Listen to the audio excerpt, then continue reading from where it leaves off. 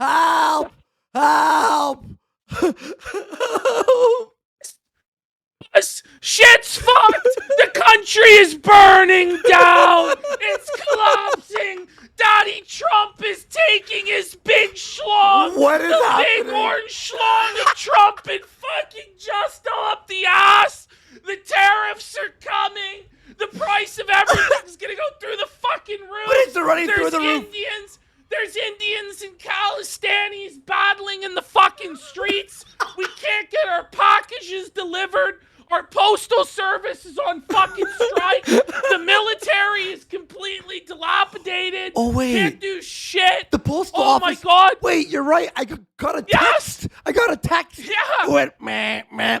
Postal office shut down. The post office is holding Christmas hostage. The post office is saying, listen here, folks. Christmas is canceled unless you give us more money. And it's like, postal workers, you motherfuckers have never been underpaid. Stop it. I might have that text, actually. I was like, why is this? Why am I being texted by the post office? Folks, scurvy is back. What? Scurvy is now a thing in Canada.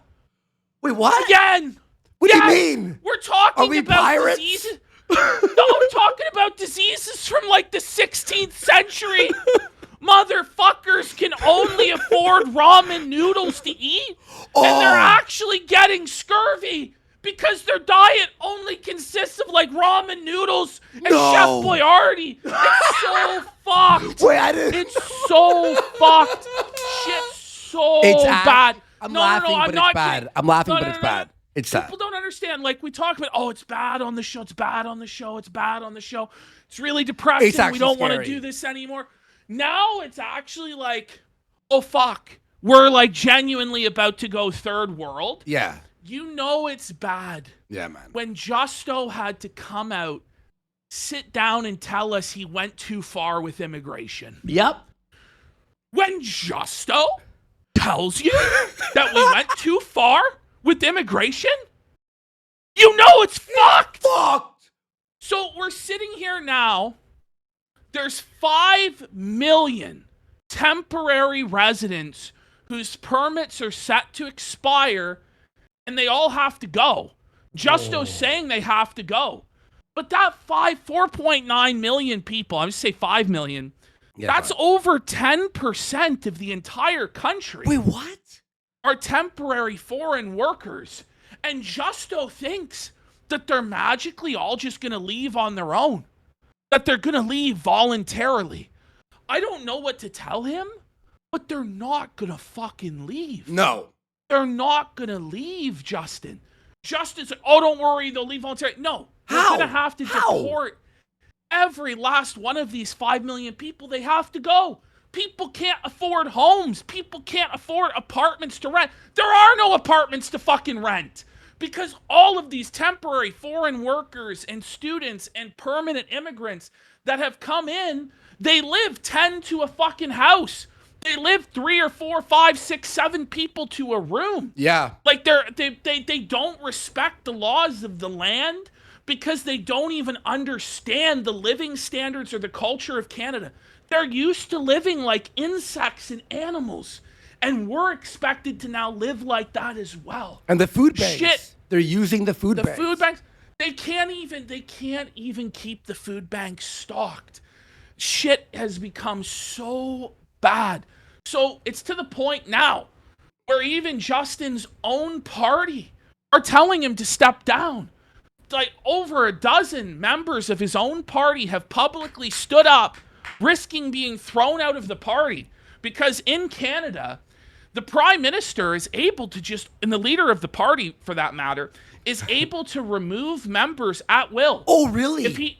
Yes. So it's not like in the United States where you can have different factions that disagree. Yeah. You can have a Freedom Caucus Republicans that are more hardline, and you can have a more moderate faction. No. The leader will kick you out of the party and leave you out in the fucking cold.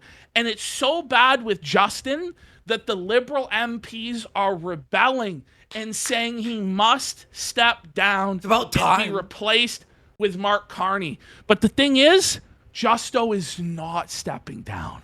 Why? Justo is saying that rather than step down, he will prorogue Parliament. Now, for you Americans who don't know what this is, because it's like some fucking I don't even know insane Canadian bullshit. This only happened like once before in my lifetime. Okay. What it is, in Canada, because we still answer to the Queen and the monarchy, Okay. our actual head of state is not the Prime Minister, but a position called the Governor General. Okay. Now, the Governor General is King Charles' representative over the Dominion of Canada. Okay. And so the Prime Minister will go to the Governor General.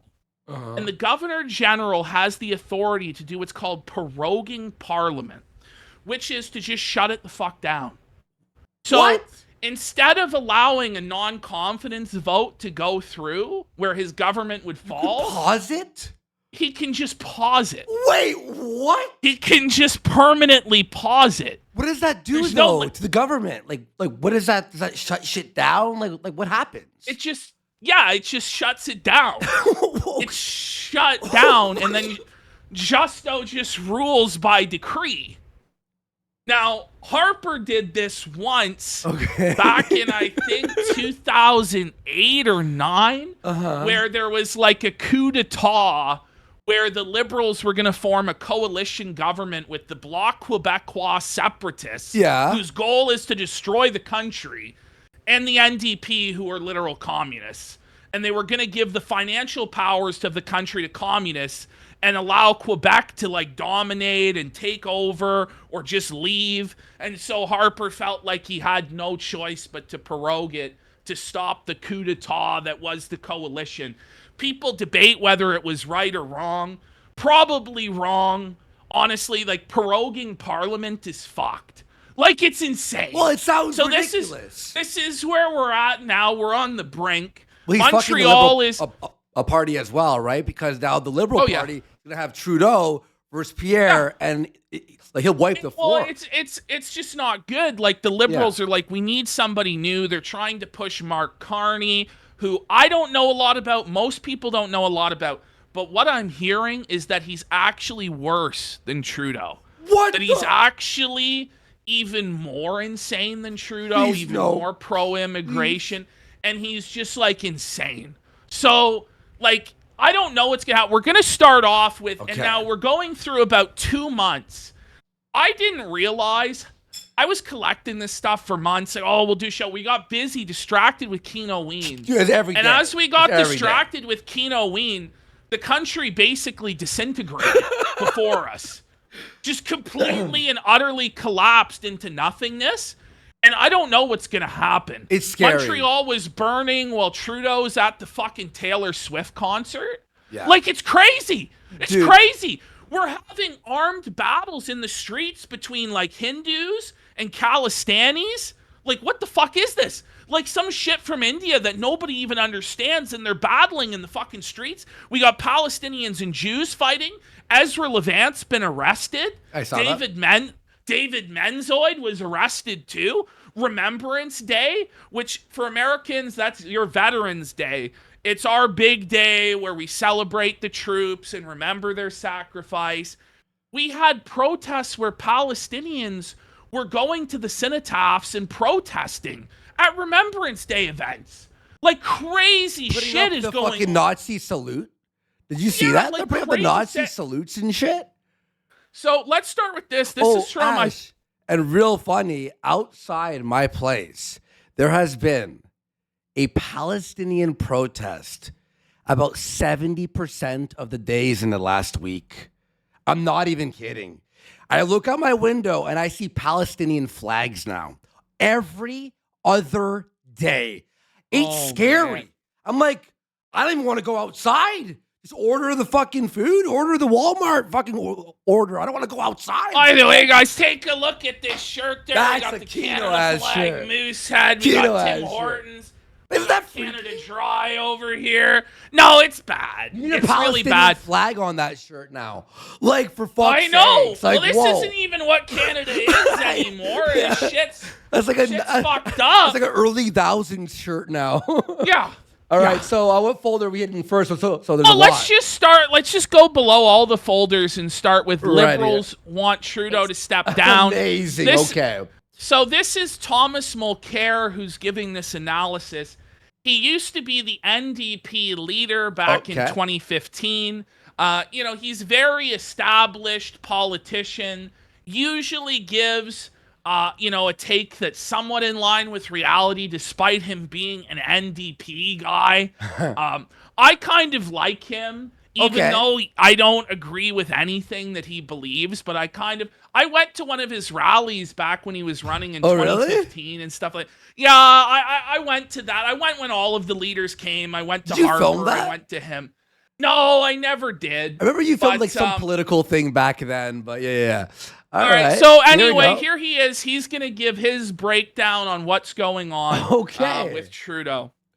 Just quickly moving on to that, the calls from Inside Caucus for the PM to step down.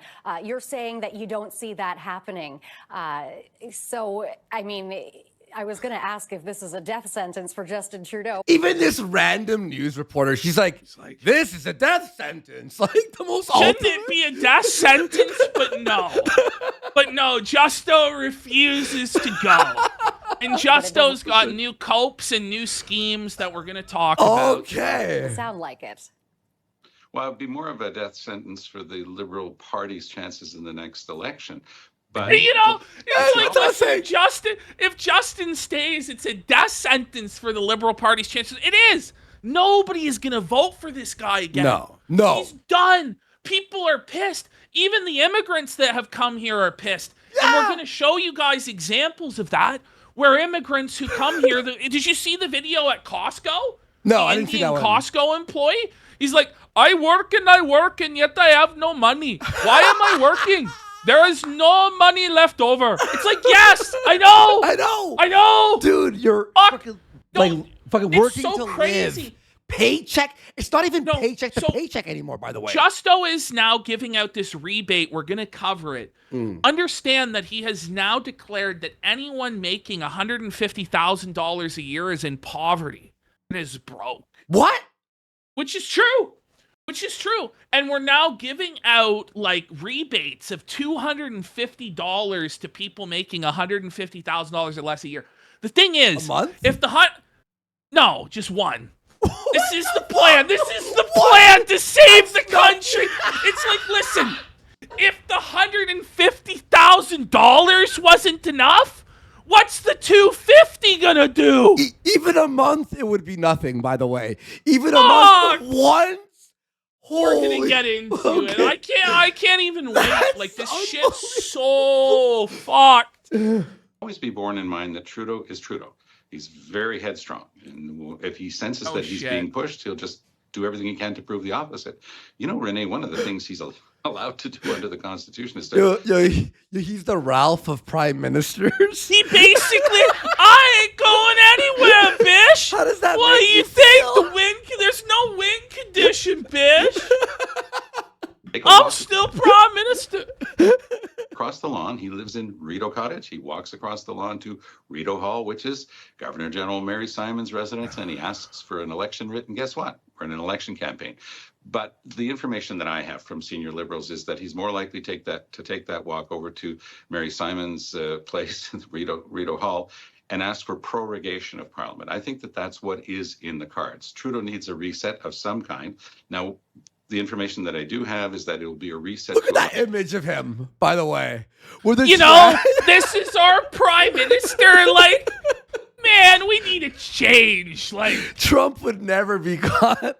Oh my God. Well, he did have the one photo from 10 years ago with the pride flag, but it was like the normal pride flag. It wasn't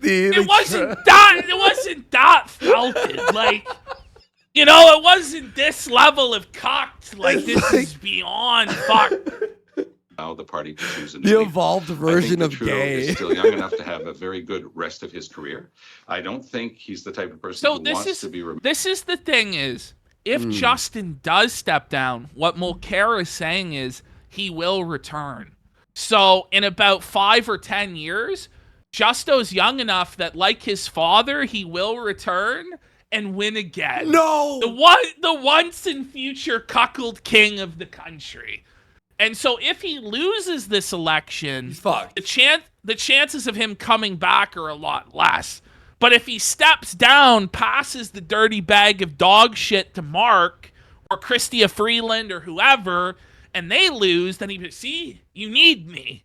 And he could come back. So I don't really know what's best. Let's keep him in. Let's keep him in until the election. Let's just let him bite lose. You know, we've had all these years. May as well take the few more months. Remembered as the guy who got wiped off the political map, which is basically what the numbers are telling us from, this is not a one-off. This is every poll from every polling company across the country. All every of those poll. firms are giving us the same information, and he has the same information and probably a lot more inside. So he's basically, this week, he's got to come to a decision, because otherwise there would never be time to organize a leadership race and to give that person a fighting chance. He's to have not at least a few stepping months down. to get known by the Canadian No, public. There's no way, He's dude. not going to. Dude, he's so stubborn. Well, the thing is, it's not even just him. It's like, who's going to take it?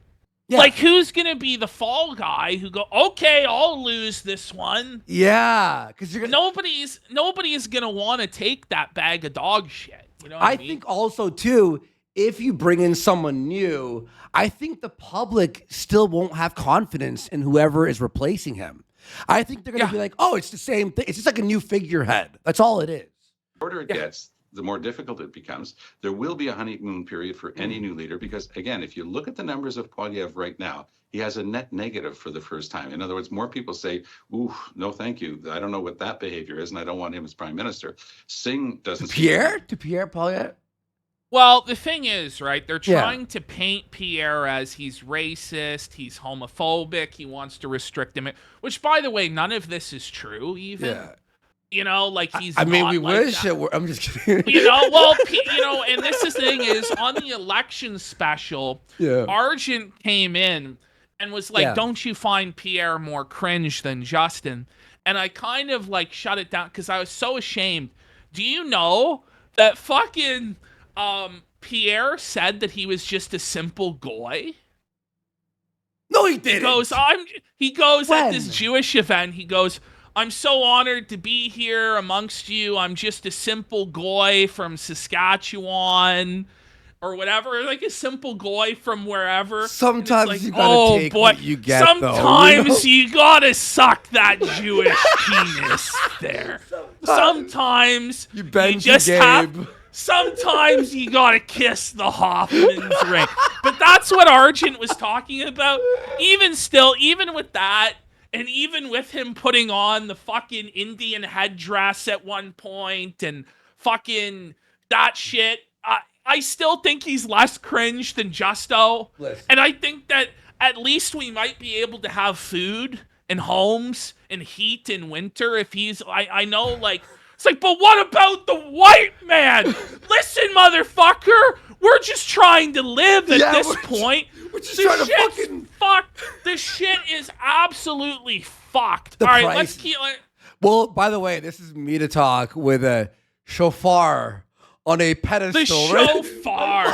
Listen, I'm sorry, guys. It's over. It's over. It's over. Anywhere right now in the polls.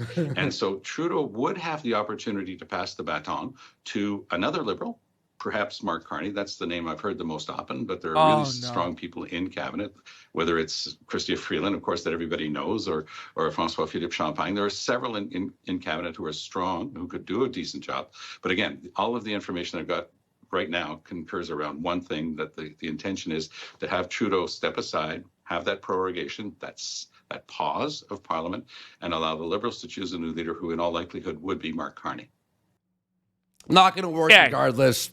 It's not. It's none of that's going to happen. Yeah. All right, let's go to the immigration folder. Okay.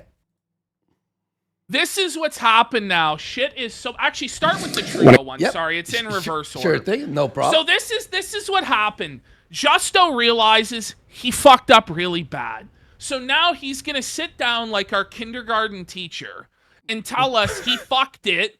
But don't worry, guys. We have a plan to fix the immigration that completely cratered our economy and made everything unaffordable. And there's all these cultural clashes and battles in the street and public unrest. There's no more and white people. We're on the verge of civil war, and fucking we actually have traitors who in our own parliament who are loyal to foreign governments, but we can't even know who they are because the prime minister is insane. So, but don't worry, Justo's gonna sit down. This is so embarrassing. Just the first second of this video. Yeah. It's like we're actually in first grade. Yeah. And he's our he's sitting down on the reading chair. No, that's exactly what's going on. There's like no decorum here. There's no dignity. There's no like respect for the authority of his office.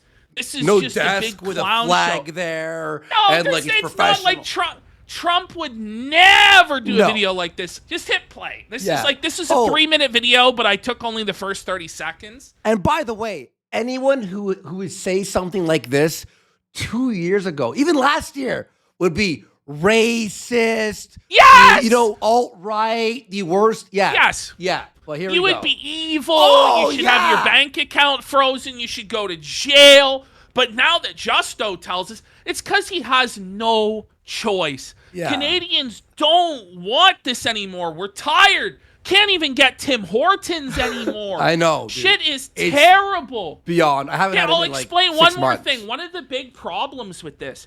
So nobody can get hired at Tim's anymore who has white skin. All Indians. Nobody can get hired. The reason why, the government actually pays the wages for them to hire the immigrants. Do you know this? No, I did not know that. I'm not surprised. So a good portion of their wage, like more than half of it, is paid by the government for them to employ temporary foreign workers and stuff like this. My tax dollars go to Tim Hortons? Yes. What the fuck? Tim Hortons employees are now, the government pays them to hire immigrants. And the thing is, all of these franchises, Tim Hortons, Subway, McDonald's, they're all Indian owned now. These immigrants, they came over, the ones that were wealthy from India, bought up all these franchises, and now they bring in their family and they bring in their friends and they hire them exclusively, and the government subsidizes them to do it. So now when you're a young Canadian and you're trying to get your first job as a teenager, they won't hire you. Impossible. Why would they hire you when $8 an hour of the paycheck is being subsidized by the government for them to hire an immigrant? So people are fucking sick of this shit. And the quality, I know we talk about this often, the quality of McDonald's and Tim Hortons, all these places has like below high school people making your meal. Below that. They don't give a fuck, dude. They don't give a shit. High schoolers care more. Yeah. Fuck. Yeah. It's tough. Exactly. All right, let's have a look. Immigration. Let's talk about it. In the last 2 years. Whoa! My God, it's so cringe, Let's talk dude. about it. Immigration. And his bracelet? Let's You see that talk about it. bracelet? Look at that. Like, oh, this is the leader of the country? It's no wonder we're getting bent over with no lube. Have mercy, God. Look at how smug he is, I know. too. And he's like, immigration, let's talk about it. This is your fault. Buddy, How I went to about Walmart last week. I was the only white person there. I'm not even exaggerating. Every employee, it's genuinely every over. customer. Fuck. In the last 2 years, our population has grown really fast, like baby boom fast. Okay. Whose fault is it? Can you explain why? It's not because we were having kids. It's not that. I assure you of that. The baby boom of Indians flying over. Yes. Right? Increasingly, bad actors like fake colleges and big chain corporations have been exploiting our immigration system. Oh, so you created a system that had an easy you created loophole? a system that was easily exploitable to destroy the country, but don't blame you. Don't blame you. It's you're gonna fix it, right? Fuck off. You know, and get ready for the plan. Okay. Get ready for the amazing plan they have to fix this. It has to be like, who's the Trump dude? Is it Holder? That guy? Yeah. That the guy's guy at the face. border. That He's guy's awesome. face, bro. We need He that just guy. doesn't give a fuck. He's like, I'm going to enforce the law. Yeah. He's got a much deeper voice than I am. Yeah. He's a high teacher. Are you going to split families? No. Then how do the families stay together? Well, they'll go with them. They'll be deported together. It's like, yeah! Yeah, baby. Meanwhile, it's like, this is fucked. Yeah. Own interests. So we're doing something major. We're reducing the numbers of immigrants that will come to Canada for the next 3 years. How about just shut it down? We're reducing the number. Look at him there. He knows it's bullshit. We're reducing the number. How about the number be zero? Yeah, zero. How about the Borders number be closed. zero? And how about we draft all of the Canadians who are unemployed into an immigration squad to deport the 5 million people that are supposed to leave voluntarily next year? How about we do that? How about we fix this if we could just remove these 5 million temporary people who aren't even supposed to be here in like 2 months, then the country would be a lot better off. Yeah. But they're going to be illegals. They're not going to fucking leave. The country? More than 10%, because we only have 41 million people, but we have 5 million temporary foreign workers and students. How is this possible? No, we have more than that even. That's just the ones whose permits are expiring January 1st. Oh, there's probably so many, a million. There's so many. Who's already expired. I just don't even know if our system even knows how many people are here anymore, man. Yeah. It's probably it's just completely insane. Today, I'm going to let you in on what happened, where we made some mistakes, and why. Oh my God. Racist. This is like the richest fucking irony. Like, fuck you, man. Yeah. Like, fuck you. Like, this guy would put us in jail for saying this shit. Yeah. You know, like last year, if we had any sort of platform that was big or anything, and we were saying this stuff, we would already be in fucking jail. We would be drawn up and quartered. But now it's, I made an oopsie. But don't worry, guys. We're going to temporarily slow down the influx so that it's not so bad. But then we're going to ramp it right back up in 3 years once I win this next election. So exactly. Like, who can trust him to actually deliver on fixing the system? Yeah. When he's the one who fucking broke it. We unironically need a Trump. Oh, we need something a lot more extreme, to be honest. Yeah, you're right, actually. The problem is absolutely fucked. And the thing is, I think there really is no choice but to address it. In America, like, it's not that bad yet. And I know all the illegals and this and that. You don't understand. Oh, no. You go to Toronto and just spend a week in Toronto and then come back to me and tell me it's as bad where you are in the United States as it is here. You don't need just just one day. Just go to a Tim Hortons, see what's going on. Go to a fucking Subway, see what's going on. You know what I'll do one day?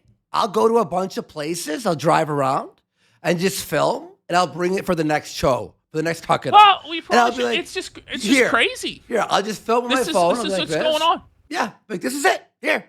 I'm not lying. This big turn. You got a YouTube channel? So now, yes. I'm sure the comments are nice. I'm sure it curates the comments pretty nicely. All right, let me lower this. All right, so here now, this guy is now going to break down the plan. Okay. So here we go, guys. By the way, just look at the background. Do you think this crew is going to fix it? That's what the Walmarts look like. Yeah. Like, I swear to God. So, like, now just understand, this is what our politicians look like. This is what our cabinet looks like. This is the people in charge of our country. And so you think that they're going to deport the people who aren't going to leave? You think that they're actually going to, like, do anything? No. Exactly. This is just, they realized that they were boiling the frog too fast. And they have to just pull it back a little bit so people will accept it. And they just have to go a bit slower. But the thing is, they went so fast already that they have fundamentally, completely transformed the nation in an irreversible way. Yeah. Like it's years just, of anyway. fixing. Here comes their plan. By the way, it wasn't a boiling frog, a pot. It was a boiled pot that they threw and then the they frog just dropped in. us in. Like literally, this is Safa. Like, aren't you supposed to slow boil me? Nah, you'll sit in there. It's like You'll lobster. just sit in there and die. Well, the people here are so pathetic and cucked.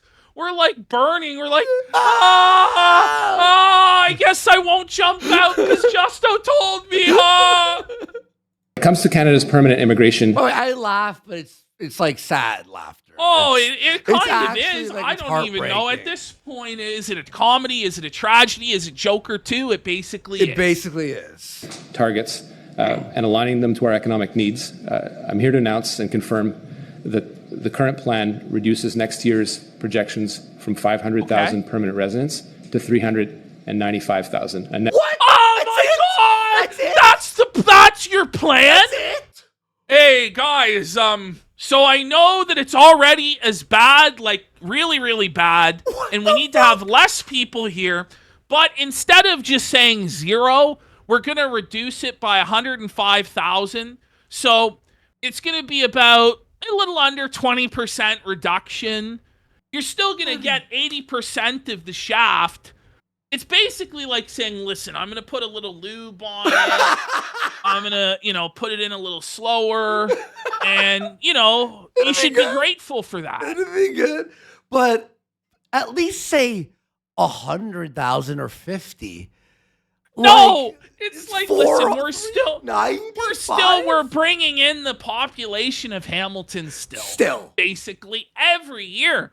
It's like, where are you going to put these people, man? You know Where what, are you going to though? put them? These new Indians heading in now come in and go, what the fuck? I know. I can't afford shit.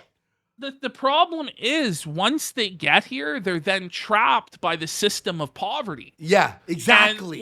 And what's going to happen is we are now going to have this permanent underclass of illegals, these 5 million people next year. They're not going to leave. They're going to work under the table for wages that undercut minimum wage, undercut working class Canadians. Slave labor, basically. Basically slave labor. Yeah. They're going to occupy all of the cheap, low-cost housing by housing 20 Indians to a fucking house, and it's going to be absolutely fucked. Yeah. And unless we're willing to actually track down these people and deport them, they're not going to leave, because a lot of them are not going to have the financial resources to even leave on their own. Yeah. They might try and illegally That's cross true. to the United States, which is what Trump is now on the phone with Justo saying, you need to lock down your border. Because I know you guys fucked up there, and a bunch of these poor Indians are going to start pouring across the border into Vermont, from Quebec and shit like this. USA. Well, it's for Suffolk. real. It's like, actually for real. No, they will. The only hope is that Trump just comes in so strong that he forces Justo to fix Canada in order to protect the U.S.'s national security interests. Yeah. Because it's the world's largest unprotected land border. Yeah. Like it's massive, and it's a serious national security risk for the United States. So us as a vassal state of the American empire will have to conform. And Justo is going to have to. It's true. It's what we are. I know. Yeah. You're right. We don't have a military to protect ourselves. It would be a matter of marching if they just wanted to take this entire fucking country. But they know it's easier to have a soft imperialism over us rather than bring us into the American empire as states. Yeah. So we basically are just like on the fringes of Rome. Basically, like we're the barbarian hordes at the gates of the Roman city.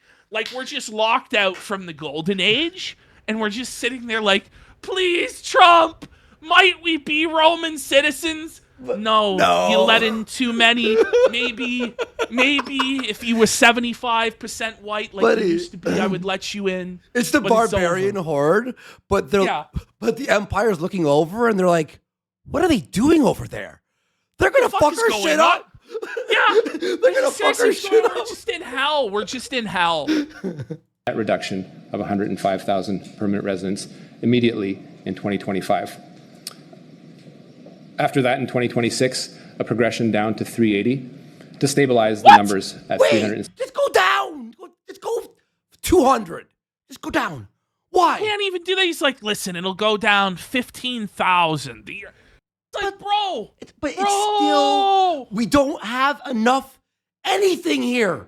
There's not over. enough infrastructure. It would be one thing if these were people that were brought in to populate like Nunavut. Yeah, exactly. Or like some grassland. The Arctic frontier, and they're gonna, establish new settlements and expand the country and harvest these natural resources. I would understand that, but instead, we just send them all to Toronto. Yes, Toronto. Specifically Brampton, Mississauga, Pickering. And it's just insane. Yeah. It's just insane. None of it makes any sense. No, you're right. I'm like, we're already like, it's done. Like Mississauga keeps building buildings, and I'm like, it's just all for Indian people. Okay, what the fuck? Oh man, 65 in 2027. The lower permanent resident targets, as well as the temporary resident targets that I will speak to in some length in the next few minutes, will have and are expected to. Could you have any sort of passion at all? Like, you're supposed to be a government minister, for God's sake, man. It's like a matter of fact. It's like, can we have any sort of confidence really behind this? It's just so dry and droll, and it's like, buddy, you guys are in the shit. No one trusts you. No one believes in you. And then you roll out this fucking doddering, bland, charismaless fool to tell us, hey, guys, it's going to be okay because we're cutting it by a very small amount. Whoa. It has to be, listen, Canada is in crisis. We need to help our Canadians. So we have a plan. Like, it has to be an actual, soul-filled, do you care? Do you care, buddy?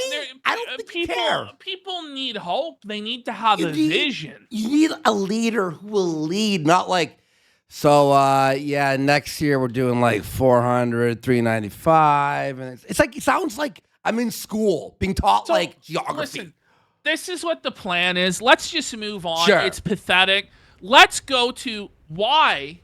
Let's go to the Khalistan versus Hindu fight. And let's just show people what the fuck is going on. Yeah. I was watching this and I'm disgusted and it's scary.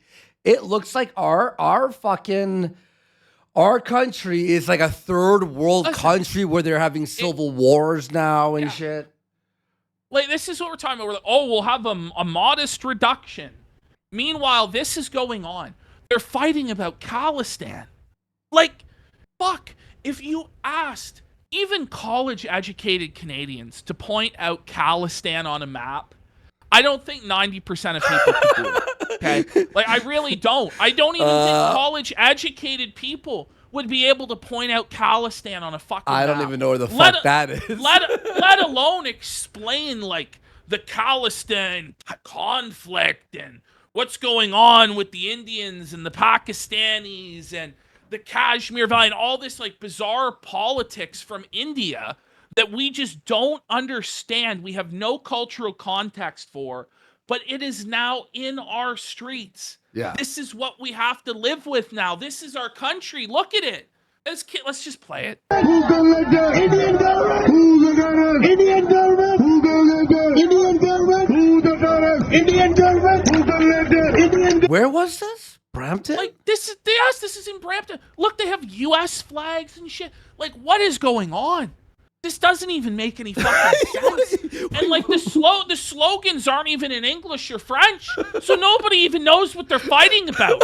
We just know that a bunch of people we just brought here a few years ago are now fighting in our fucking streets about some bullshit conflict that we have no idea or understanding of. Yeah, man. It's scary, dude. Indian government. Who's gonna let down? Indian government. Imagine owning a property on the street.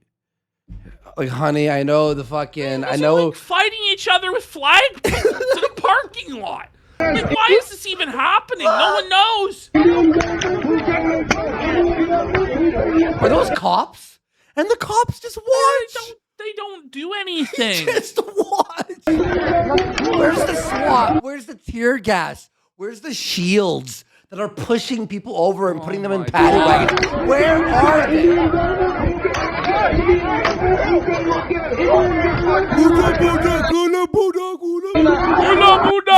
Like a Congo style like chant. Yeah, I know. This is like a failed country. Like, this is a failed civil.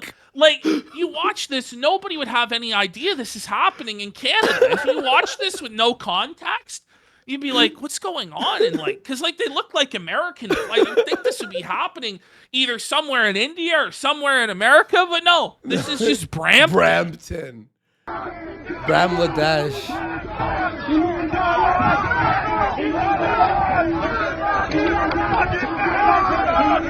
Can we not arrest all these people and throw them out? Like,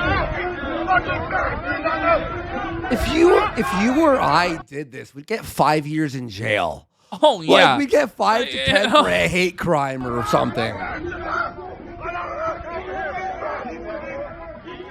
Did you see that video in Brampton where some guy was walking down one of their main roads and there was 10 hair salons on it? It's like, is there some sort of like secret Indian background organization and all these? It's money laundering. Money obviously. laundering. That's what it looked like. Yeah. So what's going on? They have all these criminal organizations that come in, Indian run, Chinese run, Russian run. Like, all these immigrant groups have their own organized crime, and they just set up these businesses that are fronts for drugs or other illicit enterprises. Yeah. And the government has no control over it. They can't even fucking bother to enforce, they're like the illegal dispensaries for mushrooms and fucking weed and shit like that. They can't even handle that. They can't handle anything. The entire country is overwhelmed. Let's go to the next video. This is the next day. All right.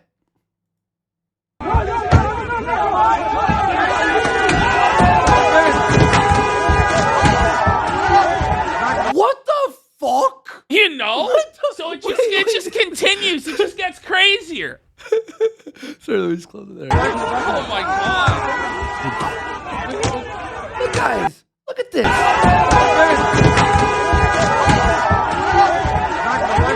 Now, I want to ask, car getting hit. you think these guys aren't even wearing masks or anything? This is how brazen they are, just openly committing crimes. How many of them do you think are getting arrested and locked up? 0.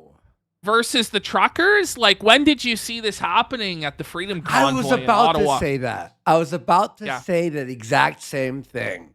Are their bank accounts still open? Are they still receiving welfare? This is in... Okay. And there's more. Don't worry, folks. There is more. Yeah? Oh, don't worry. Oh, Here we wait. go. No way, cops. No, let's see what they do. Buddy, they should be running full force. They're just beating these fuckers' asses. Like, with fucking nightsticks. Oh, man. Back up! Please keep moving. Please keep moving, sir. You gotta keep moving. Go. Let's go. Hey, please. Could you just, it's sad. Like, this Canadian stereotype. Hey, please, buddy, could you leave there, eh? It'd be real nice if you could leave, please. It's like... And then he just stayed there. Yeah, he didn't do anything. He's like...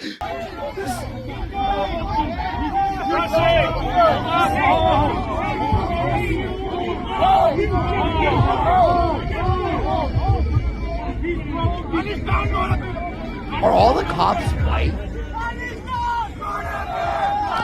Wait, let me just see one thing real fast. Are all these cops, like, they're all white? They're like, oh my god. There's like 1 or 2 Indians, maybe.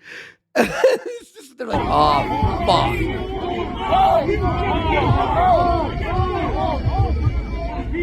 What did they fucking say?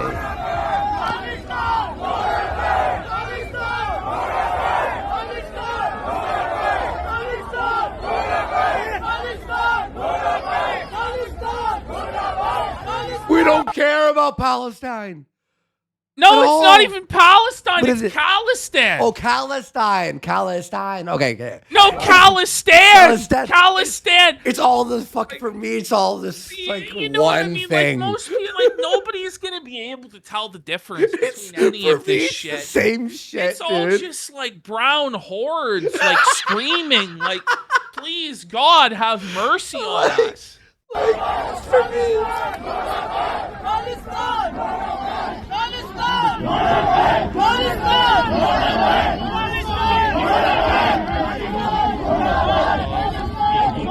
I've heard of Kazakhstan, but I've heard of Palestine.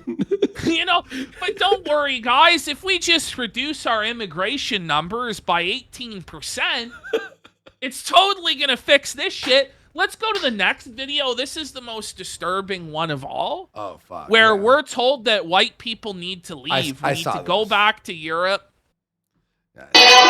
There's one I had a rage. I was raging. Hold on.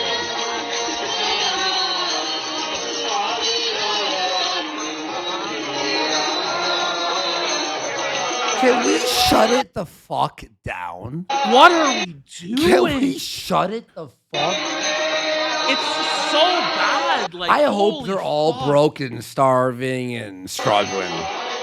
Please. not. No, they're not, because they're doing illegal. There's all this illegal shit. There's all sorts of fucking schemes and scams that are going on. Yeah. And the government is in cahoots with it and allowing them.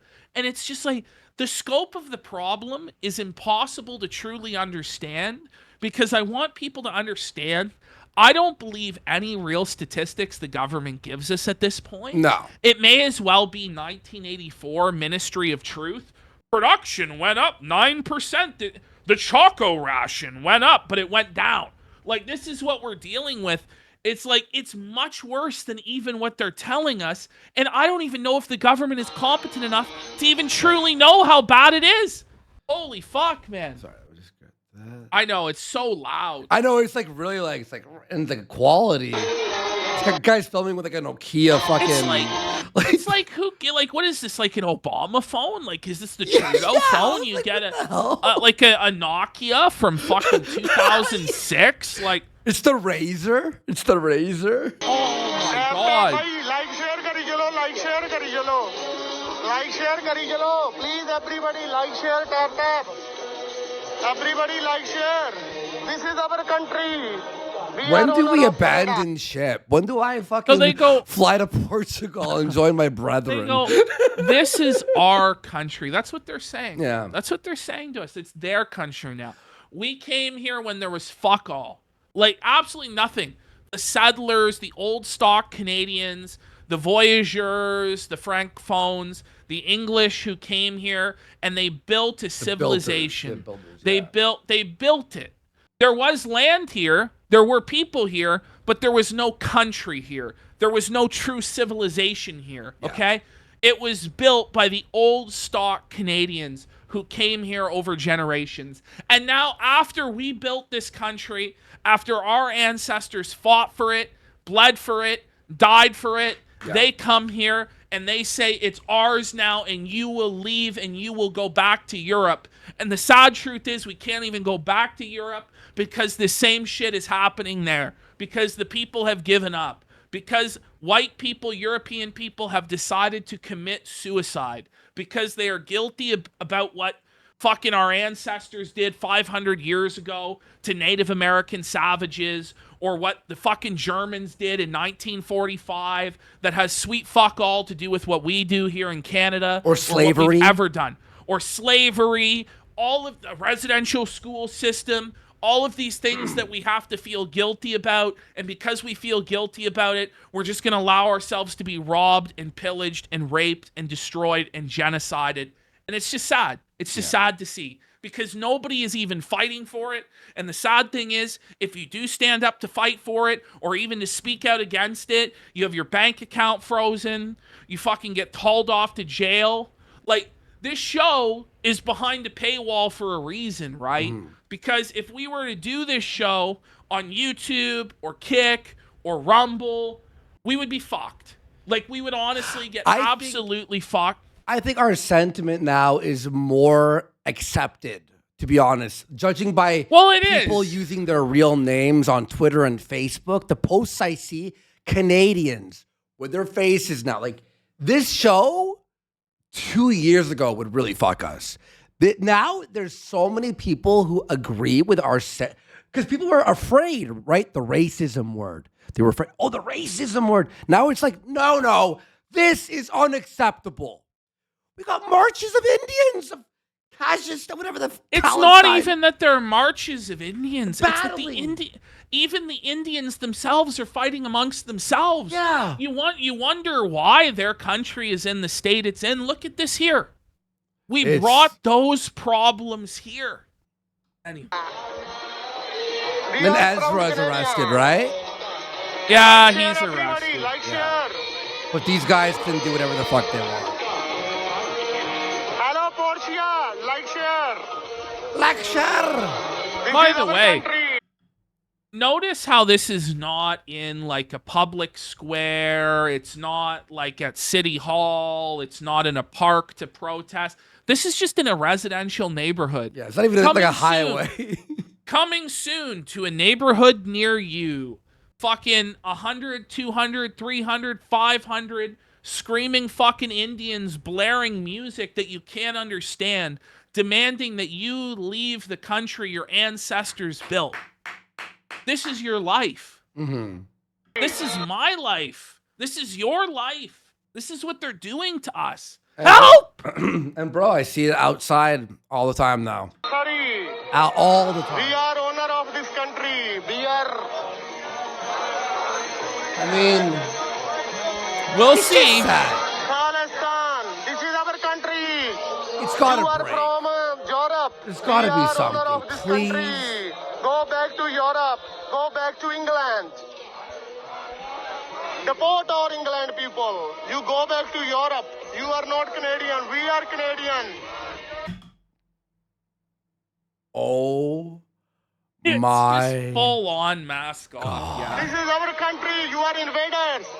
What the fuck? The invader tells you that you're the invader. Okay.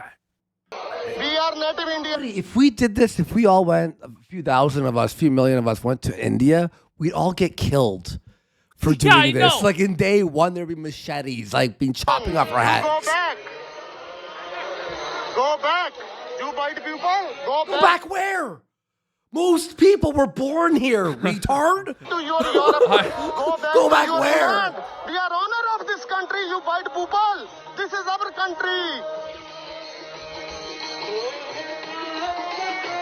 You know, I can't even say what I want to say. It's all fun and games until the Canadians finally say enough. Yeah. It's all fun and games, buddy, until the people who are here have finally had enough of your shit, and then you'll be the one that's sent back. Yeah. Maybe, you know, like, I can't even say what Me would too. actually, like, the thing is, the guy honestly probably is just a delusional minimum wage Tim Hortons guy who thinks that he's like some sort of fucking king. I don't know if he really speaks for all of these people, but I think he speaks for a lot of them. I think that a lot of them think this way. I think a lot of them are like, oh my God, the land of milk and honey, and they are just letting us conquer it. We will send them all back. What do you think is going to happen to you and your family when these people are the true and definitive majority in this country? When they dictate the laws for you and your children? What do you think it's going to be like? And these idiots that just allow it, and what are they thinking? They're just not. They're just so brainwashed. I gotta live in guilt. I gotta live in shame because of shit that happened before I was even born. But we had nothing to even do with Indians. It's just like common sense now. Like, this is just common sense. Look at what's happening. But they won't. They just won't. Yeah. Anyway. All right, let's move on from this one. I'm fucking raged. All right, let's go into the Montreal riots. Yep. Let's go there. Let's see what's going on in Montreal. Oh, wow. Now, here we have another foreign conflict brought to our shores. Here we have clashes between Palestinians and Jews, which it's been going on now since October of fucking 2023. We're almost in 2025. A year and a this bit. shit is still going on. Tear gas, hammers, Smashing windows. masks. It's like the Purge. It's like Purge. Is this like Purge? It's actually like the country is falling apart. It's disintegrating. This is not going to be able to continue on for much longer. Oh, one second. My cat wants to leave the room. All right. Oh, it's all right. All right, see you later, buddy. Love you. All right, so he was just meowing. All right. Dude, yeah, this is like Purge level shit, dude. And by the way, like you said earlier, our prime minister, instead of doing like, you know, like a speech, an announcement, an emergency, hey, all Canadians, you must listen. He was at Taylor Swift. Giving friendship bracelets to fucking we're children. gonna show everybody. He's giving out friendship bracelets instead of taking action on this. Even the little girl was like, why is he here? Because he just loves T Swift. Ooh, sheesh. Why are they blocking the flag? Look at this.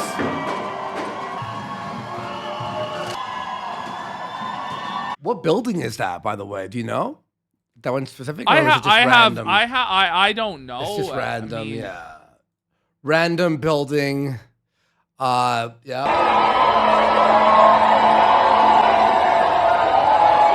That's not horrifying at all, those letters. No, it definitely doesn't look terroristic at all. Right? It doesn't look like ISIS or Al Qaeda or the Taliban just took over Montreal at all. It's and this is just a war zone. Like, we're just completely out of control. It's one thing to have diversity or to have immigrants or to have, but we are now having like sectional, like racial, religious conflict, basically almost open civil war. And it's not even like with one group and another. It's multiple different groups. We have Jews fighting Palestinians. We have Khalistanis fighting fucking Hindus. We have fucking the Punjab people fighting other fucking terrorist group from India. Like shit that we just don't have any. The common Canadian person has no understanding of any of this. Why this is even happening. It's just insane. I would shit myself if I was outside and saw that sign. I would run.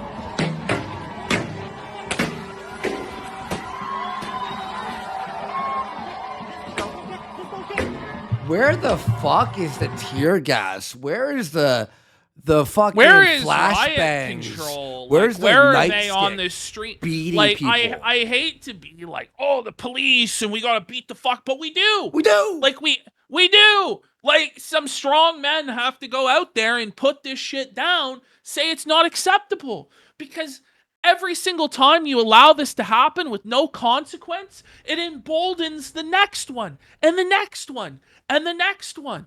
Yeah. It's crazy. And then they could plan using the one that was successful and then shut down. They could plan to make the next one bigger and better. It will actually show the people who may have been hesitant to go out and help these guys go, wait, the last time no one got arrested, I'll go.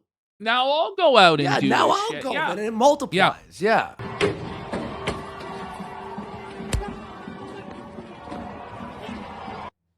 Wow.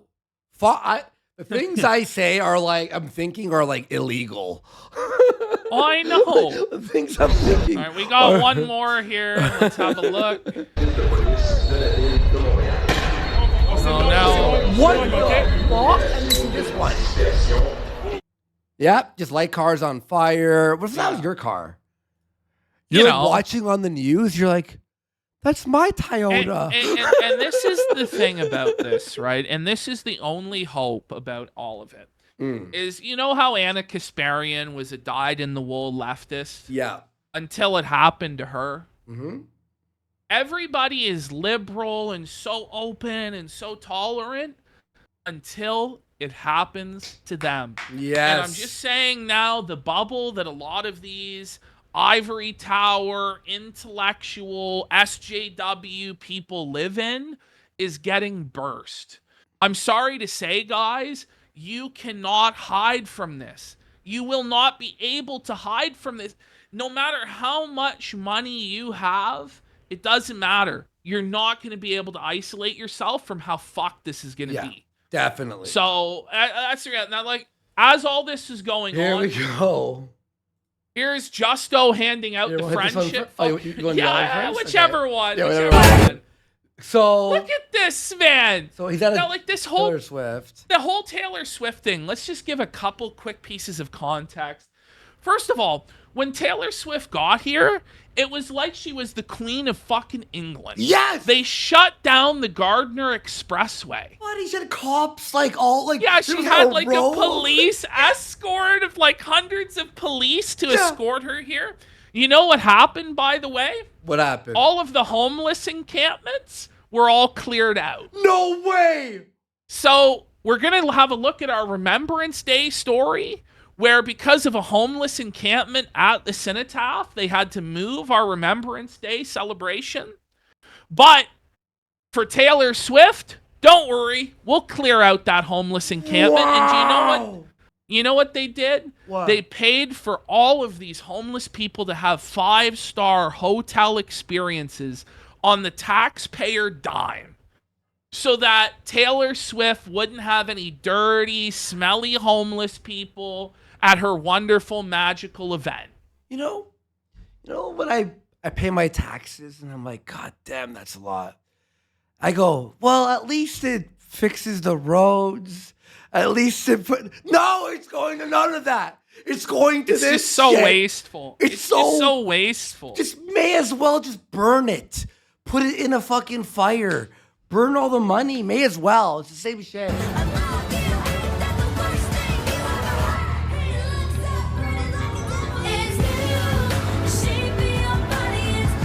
First of all, his arm is full of bracelets. I just have to say, is this not a security risk to our prime minister? Yeah. Where the fuck is his security detail? There's no one there. Where the fuck? There's nobody there. Like, that person could just stand up, fucking clock Justin in the side of the fucking head and beat him senseless. Somebody could stab him. Like, it's just insane. Just to have him out in the open like that, the leader of the country, for one. For two, this is just so embarrassing. Yeah. He's at the Taylor Swift concert acting all gay and effeminate, handing out friendship bracelets. Meanwhile, the second largest city in the country, like the capital of Quebec City is the capital, but the largest city in Quebec, the cultural hub of Quebec, like where Justin really Papineau is very close to Montreal. This is his home base. This is his hometown. Is burning to the fucking ground. And he's here at Taylor fucking Swift. This is the insanity we're dealing with. Do you think Trump was watching this going, what the fuck? You know. I'm gonna roll this fucking bum. There's no more like Mr. Nice Guy or normal relations anymore. Justo is gonna get fucking buck broken. Yeah. Bad. It's gonna be bad. I'm not even sure too much about that story. Can't wait to hear that one. I heard the tariff thing, but...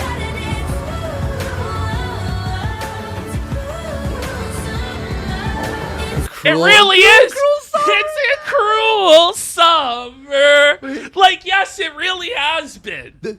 Yes, there it really was one has I been. saw. It's not in here, but the friendship bracelet one I saw, it's a girl filming herself, and she's like, why is Trudeau here? She's like, oh my God. Trudeau, and then she's like shitting on him, and then he runs up, and she goes, he hands her a bracelet. She's like, okay, thanks. And she's like, what the fuck? It's like 14. Oh, man. Look at him. Oh, no! What is he doing? Oh, my God, no! It's like he's like a 15-year-old girl. Have mercy, God. Why is he so gay? Why? Bro, this is like AI. What is he doing? Wear a wig or something. Hide your face. What Wear are a you disguise. doing? What are you doing? Oh my God. All right, let's go to the Remembrance Day disasters now. All right. Right underneath riots, yeah. Right. Which one you want to do first? That one, the first one in the folder. All right. Here we go. So again, I want to point out, Taylor Swift has a concert. Homeless encampments cleared out. Our veterans, we want to remember their sacrifice, their courage. Homeless encampment cancels Remembrance Day. What the fuck? Bro, are you kidding me? On making sure that we pay the proper tribute to those who serve. I remember, by the way, pardon the pun, the Remembrance Day, it was always the day in school where you, like, even me as like a stoner teenager, didn't care about anything, even you'd have people come in, remember, and they would talk to you and explain the horrors of war, and you're like, God damn these guys. And now it's a joke. It was serious and solemn and sacred. I remember going from my public school. Yeah. We would walk 20 minutes to the cenotaph every November 11th, and it would be a whole hour-long ceremony and speeches, and you would do crafts to honor the veterans and stuff like this. It's a really big deal in Canada. You wear the poppy. Everybody wears poppies, and it's just a huge part of the national identity. Well, now all these people who've come here, they have no respect for it whatsoever. In fact, they hate our veterans. They hate our soldiers who fought and died for this country to even exist. But yeah, I remember it was very serious. And when you hear these stories, I remember as a kid, some of the stories like traumatized me. You're just like, the way they, and then they would start crying sometimes, and you're just like, oh yeah, talk about how their friend passed away, and shit like that. Have served and have paid the ultimate sacrifice for this country. As Remembrance Day approaches, the city of Abbotsford is switching up plans to honor its veterans, as an encampment of about 40 residents still remain outside City Hall, limiting the space around the Abbotsford Cenotaph. Wait. City Hall? Yeah. City Hall is where the homeless encampment is?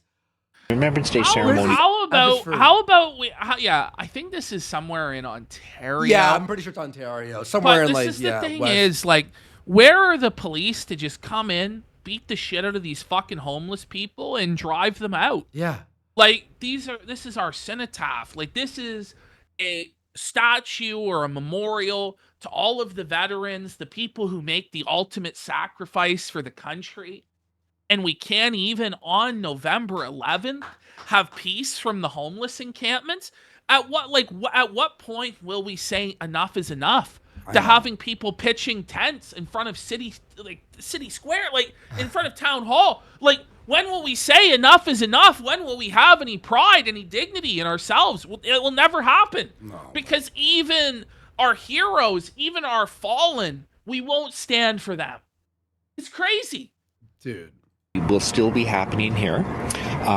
We just don't have the land available for the large crowds that come. Listen, you fucking limp-wristed cock, Ross Seaman? Are you kidding me, Ross Seaman? You may as well be swallowing a fucking load in front of us right now.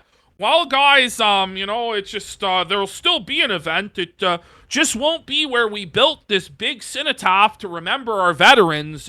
It's just going to be down the street because we have a bunch of people hooked on fucking heroin and crack and fentanyl and God knows what else that we just don't have the strength and the moral conviction to say no. You won't fucking shit in a public park in a fucking tent. No. We're going to have some level of dignity to our country. Instead, we just let the standards slide, let it all fall to shit, and let our veterans suffer. That makes sense. Yeah. Good job, Mayor Seaman. Perfect. It's beautiful, Mayor Seaman. Seaman. We are asking people to go to the public viewing that's just down the road at River Stadium. Normally we have the whole of the Thunderbird Park available for our Remembrance Day ceremony. All right, then tear it down. Move it. You may as well.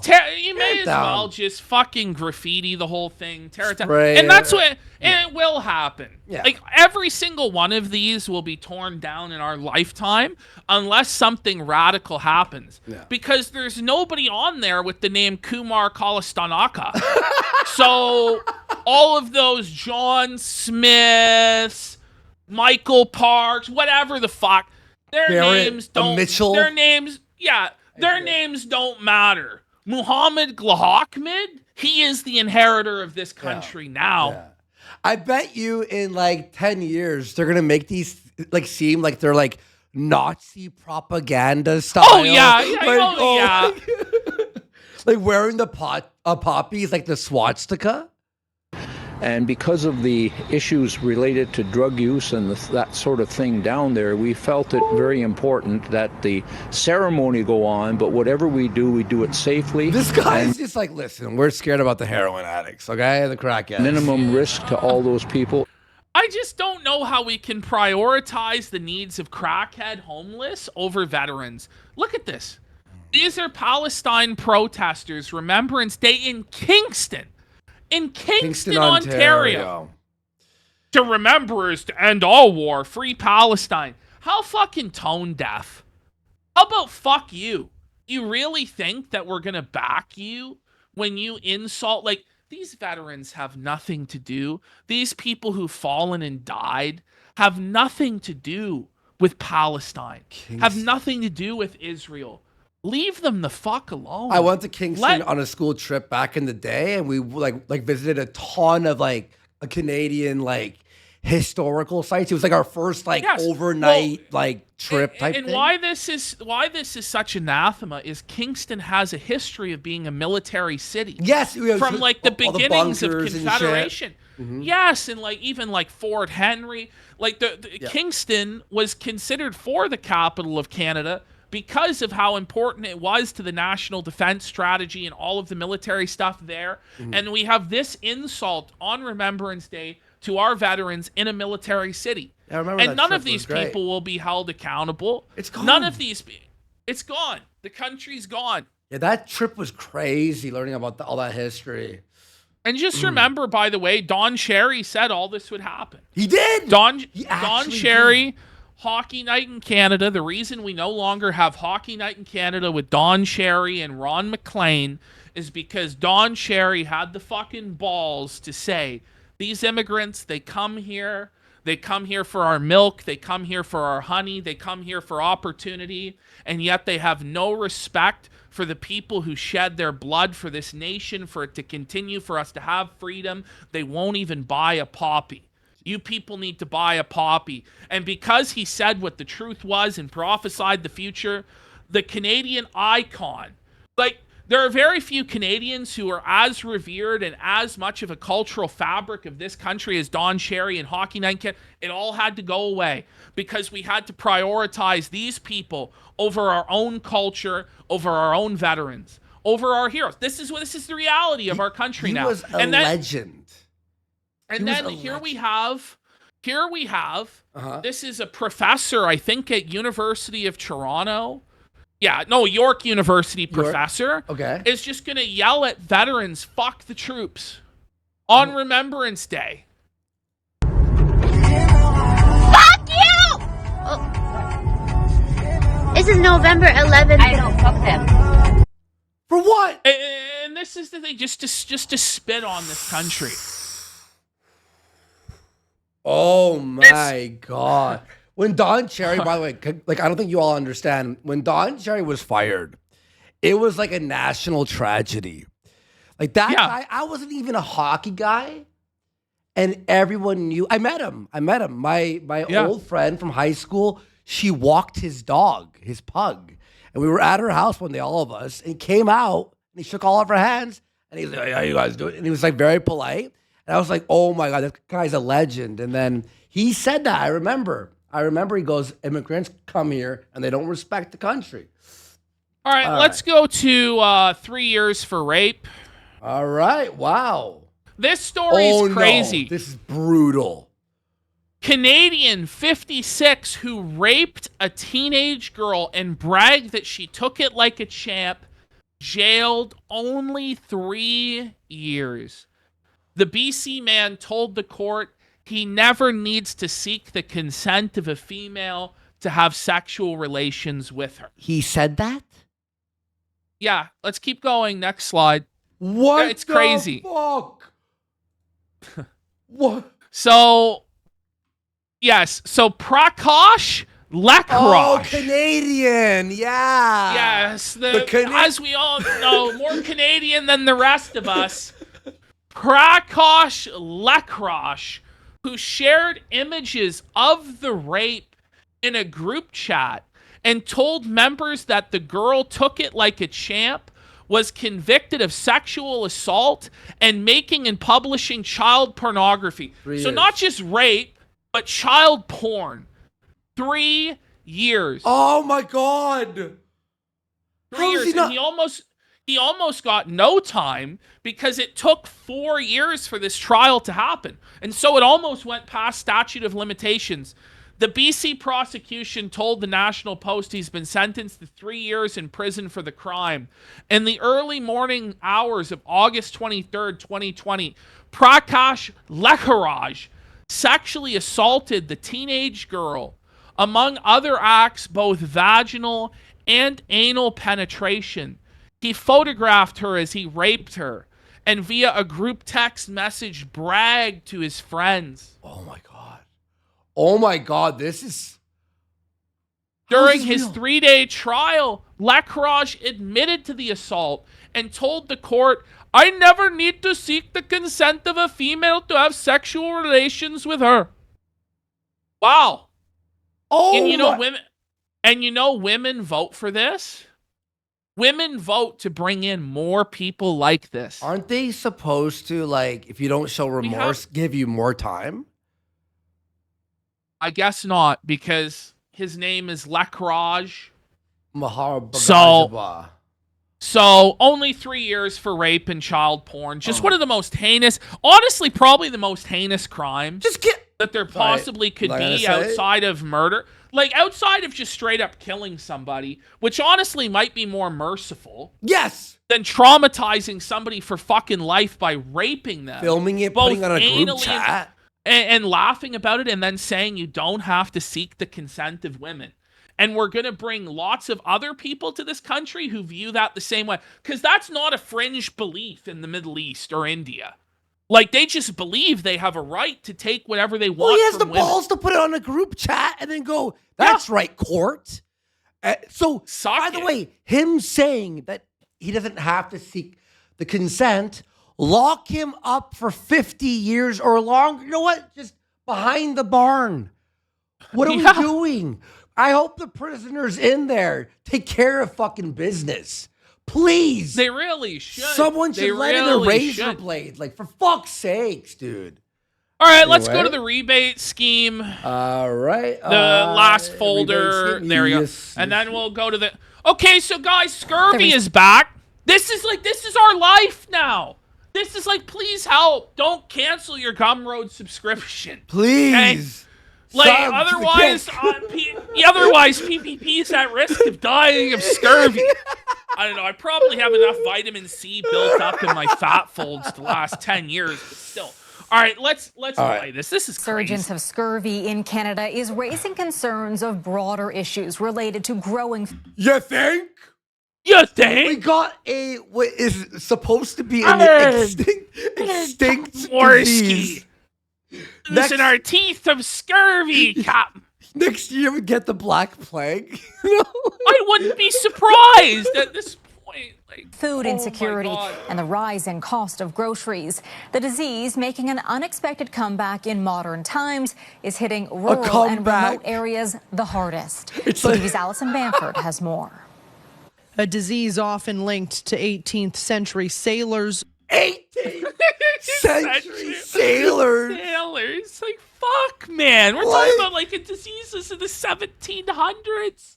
Fuck me. Bro. Re-emerging in this day and age. Vitamin C comes from lots of different food sources, but if you don't get those food sources, the body can't do what it needs to do. Scurvy caused by prolonged and severe... OJ, by the way, guys, one of those. $8. $8 like now. Yeah, we're gonna see some of the in-store prices, and you're gonna puke. You're gonna puke when you see the in-store prices in this story. You're gonna be sick. What is this? What is this? Like a Walmart Vitamin C or deficiency Loblaws can lead to fatigue. This is like no frills. No frills. This is where you go to save money. This by the is way. like the lowest level grocery store that there is. The only a lower one is like Freshco or something. You know, like well, I don't even know. It's about the Freshco, same level. What's it for less or what's it called? It's the green one. The green. Yes, I know what you're talking about. Shit. Yeah.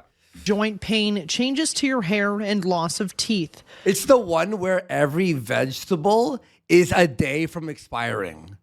Like if you buy a tomato there, you have to eat it on the way out. Doctors confirmed 27 cases in northern Saskatchewan over the last year. Patients ranging from 20 to 80 years. Imagine being the 20-year-old with scurvy. How is it even possible? Like, I thought we were a first world country in the 21st century. I swear. And we are now falling to the standards of 17th century sailors. Fuck, man. Old, 79% are Indigenous. We have reason to believe that the scope of the problem might be larger. I think the scope of the problem might be that you're in charge, pal. You ever think about that? Oh my God. Than we think at this point. I'm not even joking, by the way. I think I told you. I went to Whole Foods once, and I went to go buy an orange. And when I saw the girl scale it, it was like $10. I'm no, like, fuck off. I swear to God, I'm like, take that. It was like a big orange, like one of the like really big ones. I'm like, take that off. No, I refuse to buy a $10 orange. I was like, I know it's Whole Foods, but my God. Insecurity and high food prices likely to blame. Photos taken in one northern Saskatchewan store this week show $11 for raspberries. That's not even rare. And that's rare. 50% off. Yep, and that's the half size. Sticker? That's the half size. Like, you know what? Size. Watch, it's it's not the like double decker one. You know what I mean? No. And grapes pushing. And that's 50% off, $20 for grapes. I buy grapes, dude, and they're like $15-20. I always buy grapes. I love grapes, but it's like every time I'm like, ooh, $20. That's 4 subs. Well, back 10 years ago, it's 4 subs. So what are you talking about? $5 foot long. No, I think 4 subs on Kick. I mean. Oh, okay. A sub now is like $25. Dude. Yeah. Oh man, no, I think like the cheapest sub is like for a foot long is like $14.99. Yeah, and that's bare bones.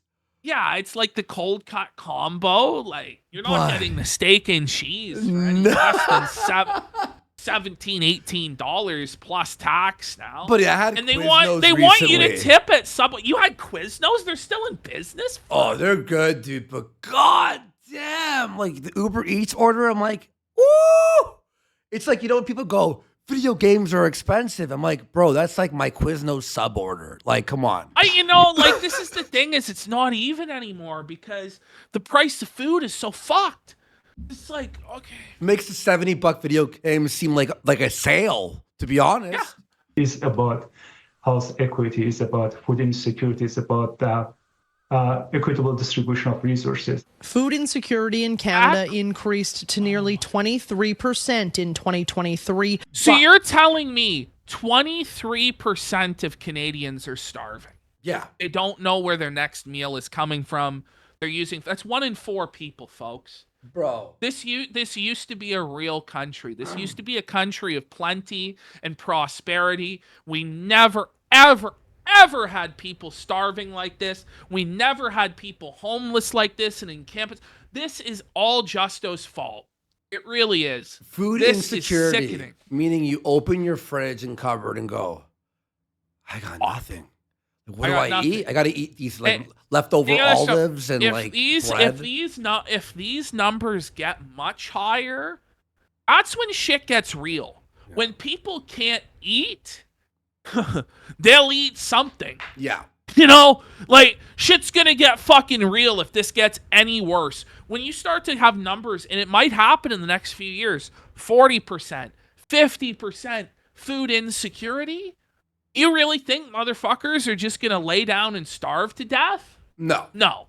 It's So not gonna happen. Humans are made to survive, and they'll do it anyway they want. And by the way, I saw a video, maybe for the next Cuckada, I'll put it in our chat there so you could see it.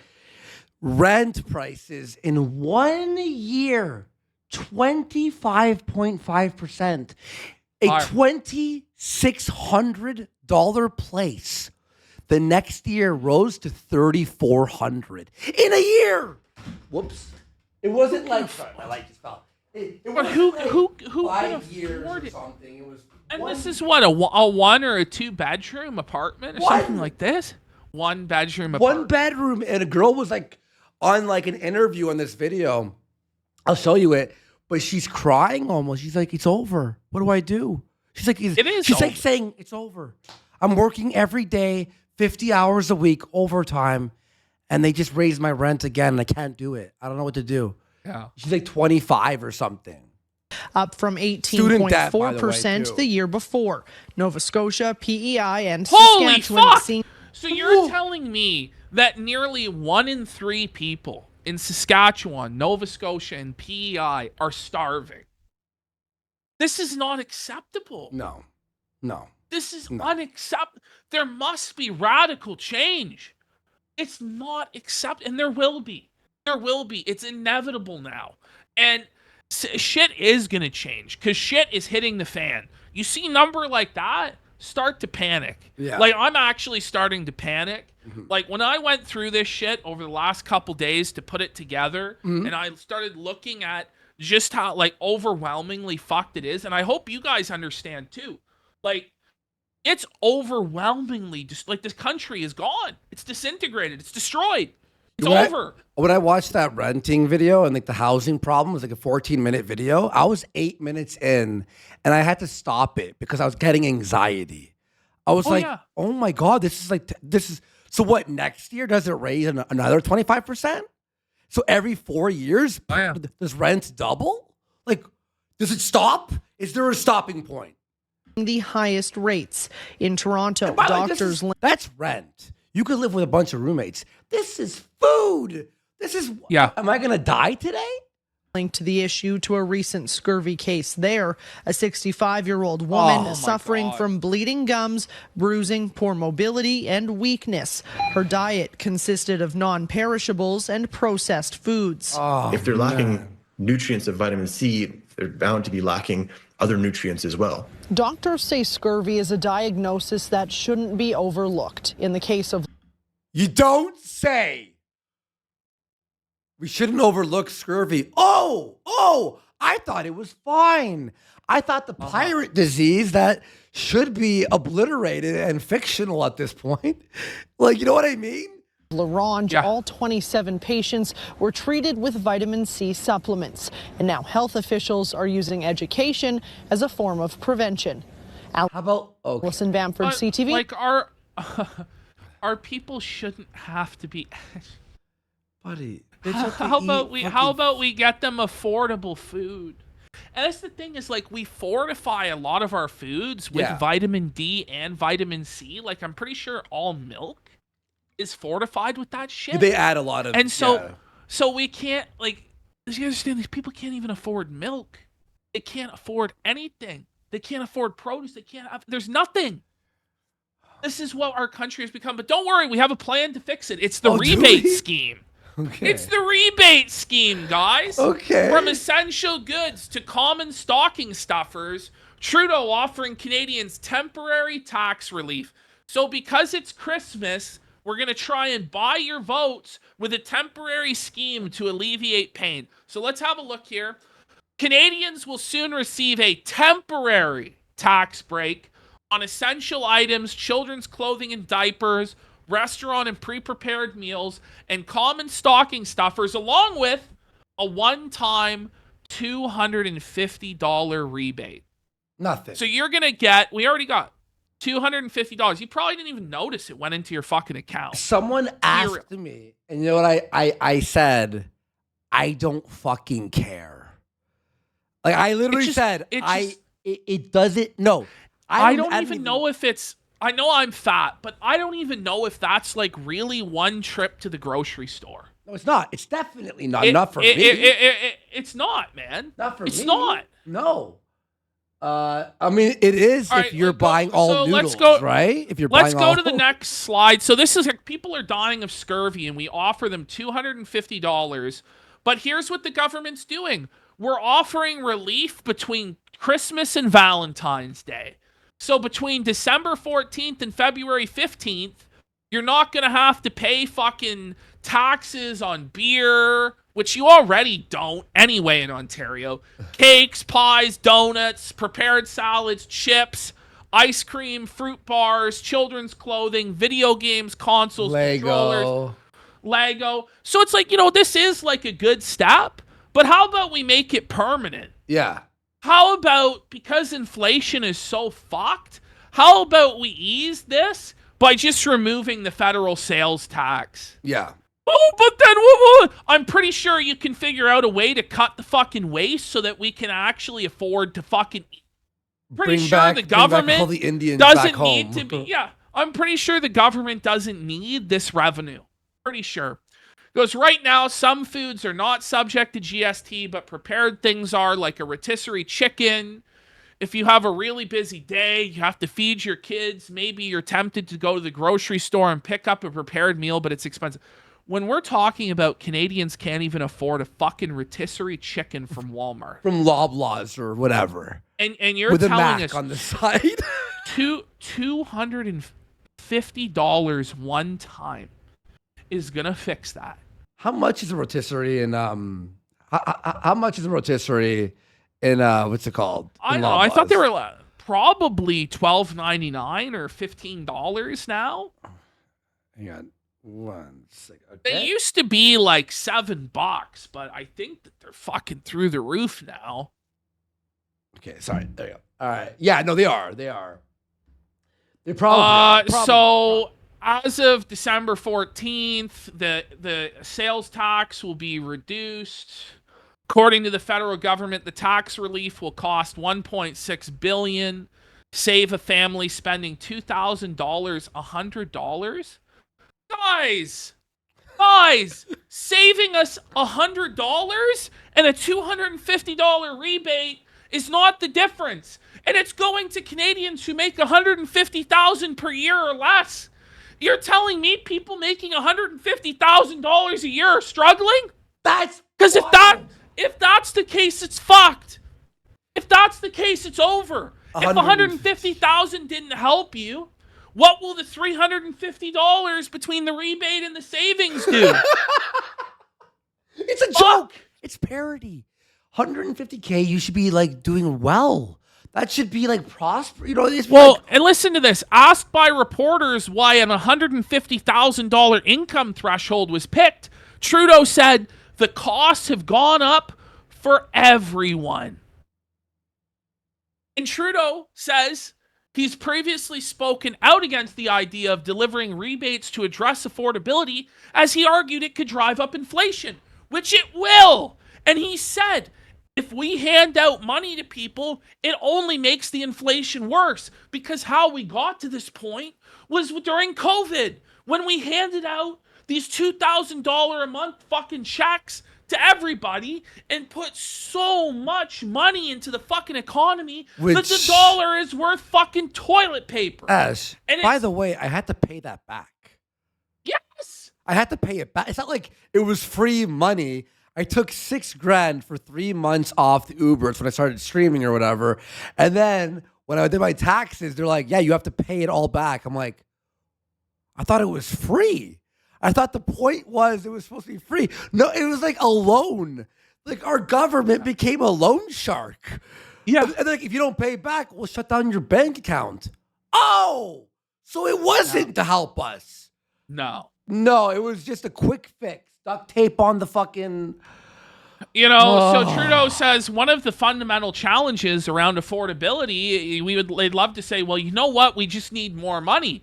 Can you send us more benefits or send us an extra $1,000 a month? And as soon as you do that, inflation goes up by exactly that amount. And he recognizes that and still is like a socialist. How it just doesn't even make sense. Yeah. He even recognizes like the government can't solve this fucking problem by handing out free money and printing more money. But we're doing it anyway. Just so that people feel a little bit better. It's just a total scam. Let's go to the Canada Post strike. So now Christmas is canceled. I got a text about this, by the way. They actually said... Go to the bottom one first. Let's read the news report, and then we'll go over what they're demanding in order to allow us to have Christmas, allow us to have our Amazon packages delivered, and send parcels of gifts to family that might not live near us and stuff like that. The usual thing. You got to realize these postal workers, I think, start at like $35 an hour. Yeah. I could be wrong, but I've always heard throughout my whole life that working at the post office is a really good job. Have you not heard that? Yeah, of course. It's like it was like a respectable job that you have great benefits. By the way, you have great like dental and family. You're a government worker. You're never going to get fired because you're a government worker. Exactly. You have a strong union and this and that. Yeah. And I understand the economy is fucked. Everybody's feeling the pinch. But for these government workers to hold Christmas hostage as everybody else in the country is struggling too is just for me like, fuck you. Like seriously, but let's have a look here. But everyone's struggling.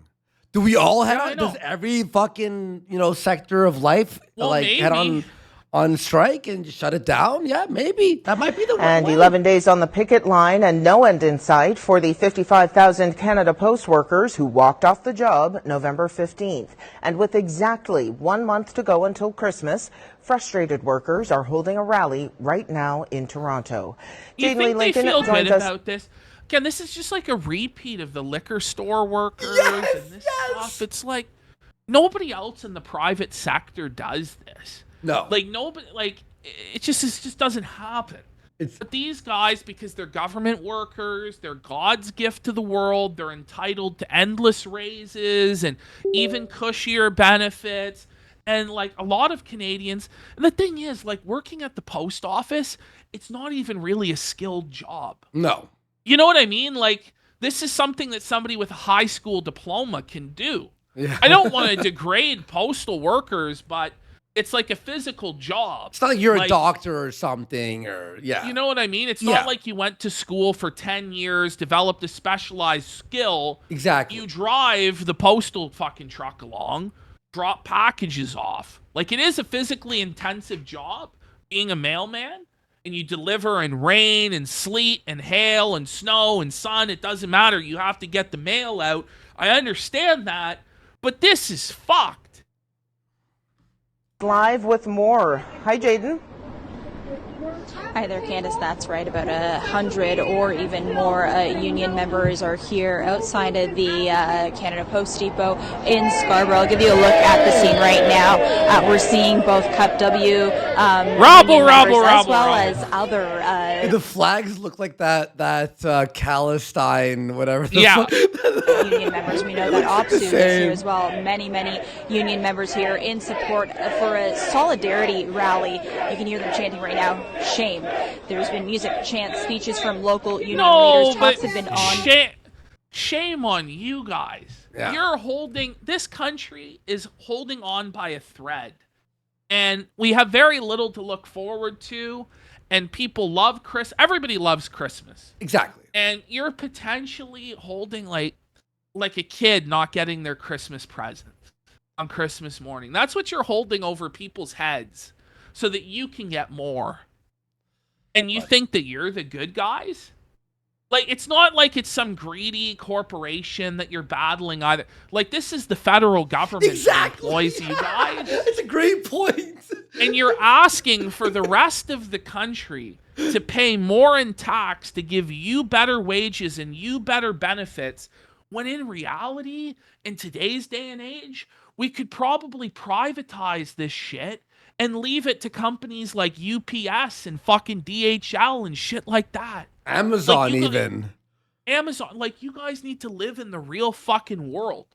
You guys don't have the power to do this to people. Bro, Fuck you. Whenever I order something off Amazon, it's fucking there in a few days. If someone doesn't steal it from your front porch, you know? If some black guy doesn't come to your porch. The problem is, and what this affects is this affects more rural areas where Amazon won't be delivering, where there's not fulfillment centers like this. What they're doing is they're fucking over the most vulnerable Canadians, the most isolated Canadians, a month before Christmas because they want more. Well, we all want more. But none of us are as privileged as you to be the God-blessed government worker in your incredible cushy position for life where you just demand more and more and more from the people who actually pay taxes and are actually a net positive to the country while you drain from the country because you're a government worker. I just can't stand it. Me either, and a government-appointed mediator involved. But according to Canada Post, the two sides remain far apart. Some of the sticking points here include see if I can find that wages, text they pensions, sent. hiring on more part-time employees rather than using full-time employees for shifts. Keep in mind right now is prime online Christmas shopping time. Black Friday is coming up. Looks like all the service will be out of commission for this big event. So online shoppers, just be mindful. You likely won't be getting your parcel right away if you order something online right now. This is obviously not an ideal time for strike action. Both sides understanding the inconvenience of this all. They say that they're hoping for a deal. They're not understanding. They're capitalizing on it. Yeah. It's their leverage. If you don't give us what we want, then Christmas and Black Friday and all that shit's fucked. And let's be real, Black Friday's already fucked because this isn't going to be solved by tomorrow. No way. No way. It's going to be a while. They're standing firm where they're at today. Here's more. It's a hard time for them. It's a hard time for us. And we really want to negotiate a contract. We've had our negotiators working every weekend, late hours. We're trying our hardest to get there. It's like, hopefully Canada Post will come to the table with actually wanting to negotiate with us. We're still committed to negotiating a deal. We're at the table throughout the weekend. We have made some progress. There has not yet been a major breakthrough, though. And talks. You don't say. Has been slow. Obviously, we want to see that speed up because we're now into week 2 of the postal system being shut down. And the impacts are far-reaching. Again, millions of packages are being undelivered at this time as that's sad as fuck. Members continue to strike, an impact on businesses, small businesses, charities, remote communities. Oh and my God, this is want their packages. We're in a crisis. Yeah, we always were for over a year. And Justo's at Taylor Swift.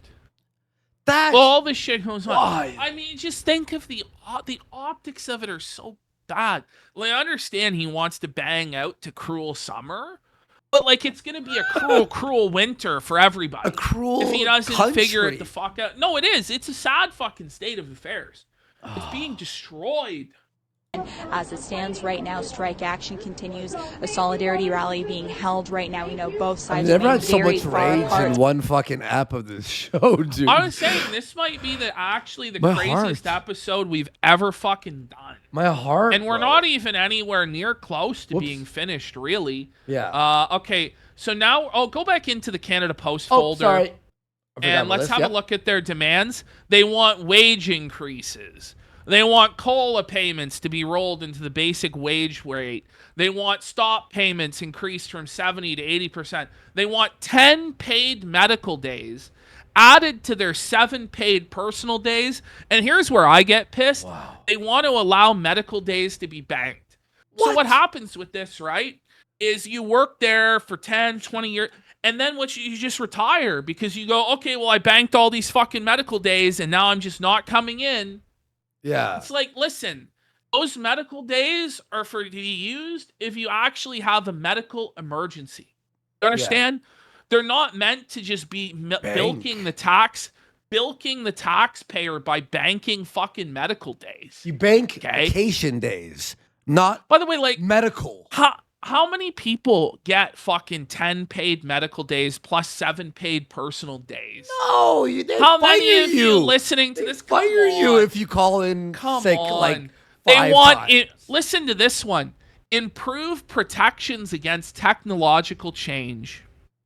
So this is like similar to those dock workers. Do you remember that when America was suffering the crisis because of the hurricane, they said that they would cripple the country and not allow imports to come in because they want to never be replaced. They never want to be automated. Guess what, guys? You are going to get automated. You can't change technology. You can't stop technological process. Protections on what? Do you Like, understand that? You understand when we went from the horse to the automobile, the guys who scooped horse poop lost their jobs? That's just the way of the fucking world.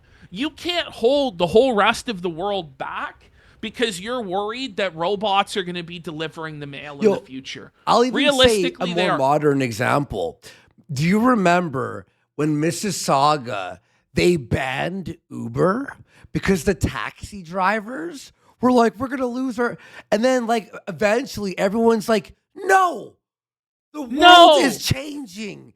And then, like, for 1 week, like, I remember 1 week we had no Uber allowed, and the Ubers had to drive on the outskirts and drive in and pick us up. And it was illegal. You had to secretly jump in. Like, you're breaking the law. You know what I mean? It's like you can't stop technology and where it's going. Listen to this one. Significant improvements to our group benefits plan, including increased coverage for gender-affirming care. Oh, get the fuck. They want us, the taxpayer, to pay for their gender transition surgeries, their affirming care. Oh. You know, like, this is like, Why? guys, you're holding Christmas hostage for this shit. You're screwing charitable organizations. You're screwing Canadians in remote communities. And this is like this laundry list of goodies. And it's not, this is just one page. Go to the next page. Job security rights in line with the urban agreement. An hourly rate system with appropriate time values, union involvement, safeguards against Canada Post unilateral change, a validation system to ensure time values are accurate, maximizing and maintaining 8-hour routes, corporate vehicles, improved rights for on-call relief coverage of all absences, paid meal and rest period rights. Pardon me? You know, like, so the taxpayer has to pay for your meals while you're delivering shit, like your lunch and stuff. Like, guys, like, I get it. Like, I'd like for workers to have more, but you guys already get a lot as postal workers anyway. It still goes. The full, I don't even know what some of this stuff is. Like, look at this. I hate paid meal and rest periods for workers working 5 hours or more. If you work 5 hours, a full paid meal. A full paid lunch. How many of you guys get a paid lunch hour? No one. No one. No one. I've never had. Now you get your paid 15-minute breaks. Yeah, but I've never had a paid fucking lunch hour in my life. Paid 30s? No, the 30s always knocked off. It's always docked. Contract and cleaning, highway services. What does that even mean? They have a lot of demands, man. Like the full elimination of separate sort from delivery. I don't even know what that is, but I imagine it's them being lazy bastards. Is what it sounds like to me. Now, maybe I should familiarize myself with this more and be more educated on it, but just genuinely, I'm fucking pissed. Look at this. Improved rights for temporary employees. Including access to group benefits plan. What? So we're now going to pay for gender-affirming care for temp employees? We're going to pay medical benefits on the taxpayer dime.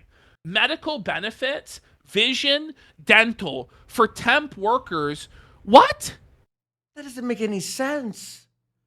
And that was the video. Right. Wow. So that's the Canada Post situation. If it keeps going on, I'll have to look into it more and get even more pissed. Let's go to 13-year-old BC girl beat by migrant mob. Oh no. I'm gonna fucking say something bad. I don't know what she could have done so awful it deserved beating like that. It's a nightmare for any parent. This father's 13-year-old daughter beat unconscious. The attack was recorded. I wish I could unsee it. People that don't even know her can't even finish watching it, and that's my kid. Global News is not identifying the father or his daughter, as the victim is a minor, and we are only showing portions of the video. He says his daughter You know was... what?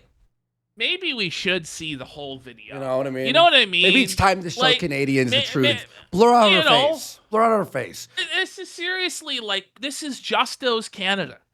Where we have teenage girls just getting beaten by immigrant mobs in the street. Savage beating on little teenage girls. Lured to Kelowna's Gyro Nobody Park. will do anything. Nobody will do anything about this. Around 8 o'clock Friday night by her best friend, under the impression they were going to a party. He says when they got there, the friend quickly left. It was organized. It was premeditated. You can hear on the video everybody saying, get the circle tight so she can't escape. And then they just started beating on her. The video of the attack circulating on social media shows the victim being pulled from behind, dragged to the ground, and repeatedly hit in the face by The things multiple I'm thinking of right now cannot be said by anyone on a public platform. people before Let's just say it involves a lot of bees. eventually having dirt thrown on her And a lot of unconscious body. Go home! I don't think she can get up from that. She's not. They took her to the hospital, obviously. They checked her out. Concussion, bruised ribs, stuff like that. Physically, How do you let your daughter go out ever again? I know. You can't. But she's got a long road ahead of her. In a statement, police say they are thoroughly investigating this matter, including reviewing detailed video to identify all of those involved, including witnesses, parties to the offense, and aggressors. I'm at the point where I'm okay with people heading to jail for 5-10 years for this. Just lock him up, man. Ooh, that makes me mad. Not say if any arrests were made. I just How? want this taken. How is there not an arrest? Who's the guy who posted it on social media and it's not arrested? What, was it on his Twitter account? Was it on a backup account? Is it impossible? Was he using a VPN? Is there not a single witness? How about her friend who led her there? Cops, figure it out. Can we ever just enforce the law? Can we just do it? No, but parking Oh tickets. my God. Ash, no, it's the parking tickets. It's when you park in Toronto in the wrong spot. Or you speed down the highway too fast, right? Okay, now this next story, people will say, oh, well, there's all these immigrants and, the culture's changing and this and that. But, Canada, the 95-year-old BC man. Yeah. So we talk about how we have a strong social safety net in this country where we don't let people fall through the cracks. We support our seniors. We support our disabled people. We support our veterans. We support our vulnerable groups, right? We have free health care and all this stuff. But here we're going to see the sad reality for a lot of older people is you're just fucked. No. You're just not going to make it. This guy's 95 years old, worked his whole life, and now he's homeless, evicted from his fucking nursing home because he couldn't pay, and he has nowhere to go. And this is our civil. And you know what they'll tell him? Why don't you take MAID? And he'll probably end up being euthanized. And this is really a sad story. And I debated whether to include it or not. But I just people like Anissa who say Canada is this wonderful, kind, caring, socialistic country. Look at this guy. And tell me that that's the case, because he's going to get euthanized. All right, hit play. And I didn't have any more and more money. By now, you've likely heard James Kalana's story. So I had to get out of there. The 95-year-old's current home is Please tell Hospital. me someone did a GoFundMe or something for this guy. No. Living for nearly a week. So now he has to live in a hospital emergency room. After being evicted from an independent living community in Surrey, which he could no longer afford. Did you ever think that you wouldn't have a home? Never dreamt that. Never dreamt that, no. Sunnyside Manor's management team says it's an outcome they never wanted either, noting they run a nonprofit organization for independent seniors, not assisted or subsidized living. Saying in a statement, once a tenant has left and is under the care of their family or an individual with power of attorney, Sunnyside can no longer be involved in their decisions or housing choices. But the reason they've left is because you evicted him. Yeah. You know, it's not really That's not the answer. Like, you know, the non-for-profit. The non-for-profit. Or not for profit, but you don't have any money and you're 95 years old. You can't work. Fuck you. Go die in the street. Or take euthanasia. You're a burden. Buddy, this is like... running out of our savings as we age. And unfortunately, that's becoming a reality for more and more seniors. Seniors advocate Dan Levitt says Kalana's story is putting a much more sweeping crisis in focus. The lack of subsidized housing for seniors, province-wide.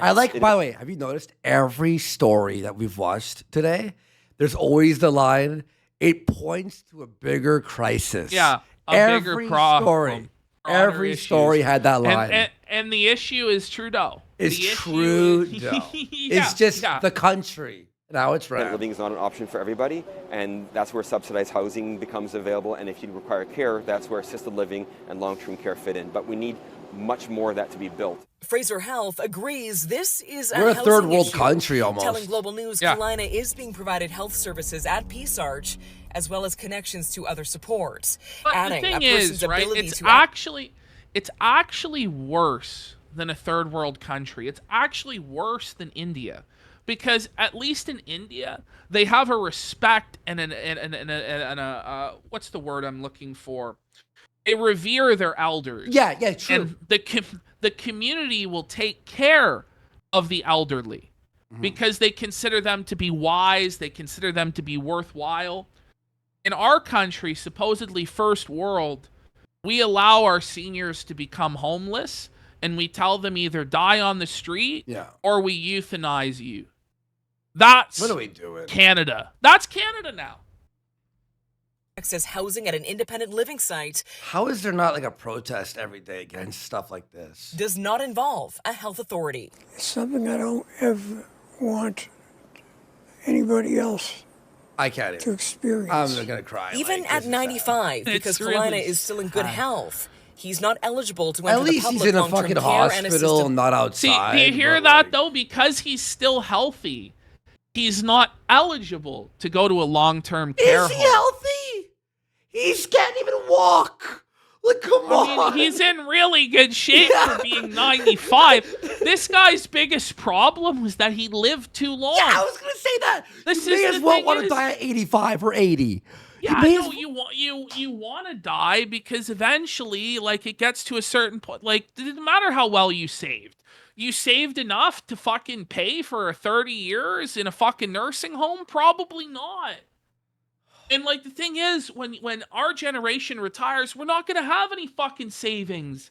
We're going to have fuck all. No our houses. Option is going to be, and this is why the MAID program was introduced. This is your future. When you are too old and too broken to work, this country won't take care of you. This country says you must die. There won't be any choice. It's economic forced suicide. We are genociding our seniors. This is what's going on. I don't even know what to living say. systems, even after being admitted to hospital. Fuck Canada. Where he remains in limbo with no life savings left.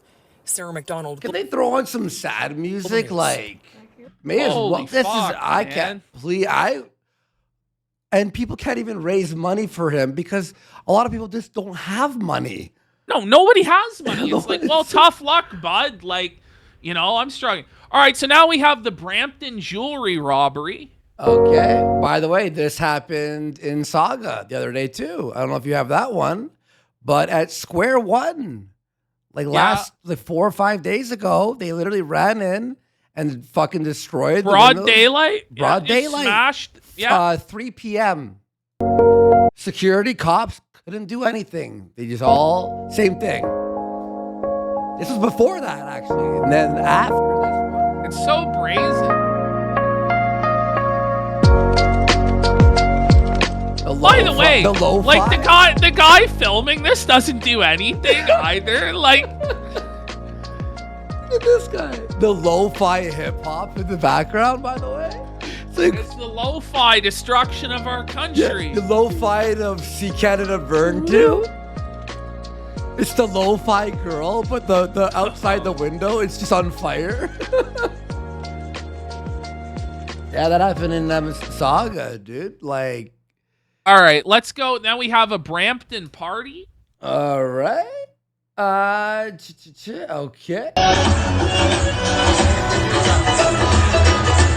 What did you all expect? What did you expect? Welcome to Canada.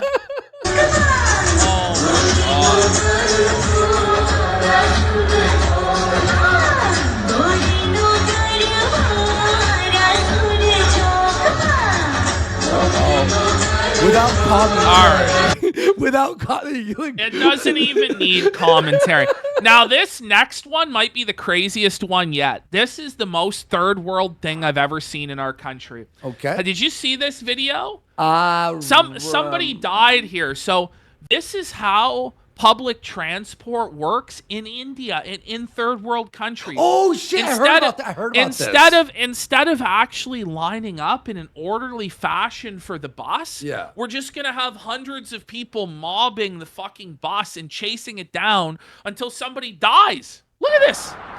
Watch as you see a woman in a brown jacket running alongside the moving shuttle bus, with a massive group of bus users chasing down the bus in an attempt to board it. Thank God I don't take the bus anymore. Bro, this is now your public transport. This is now your daily. This is Calgary now, Andy. Oh my God!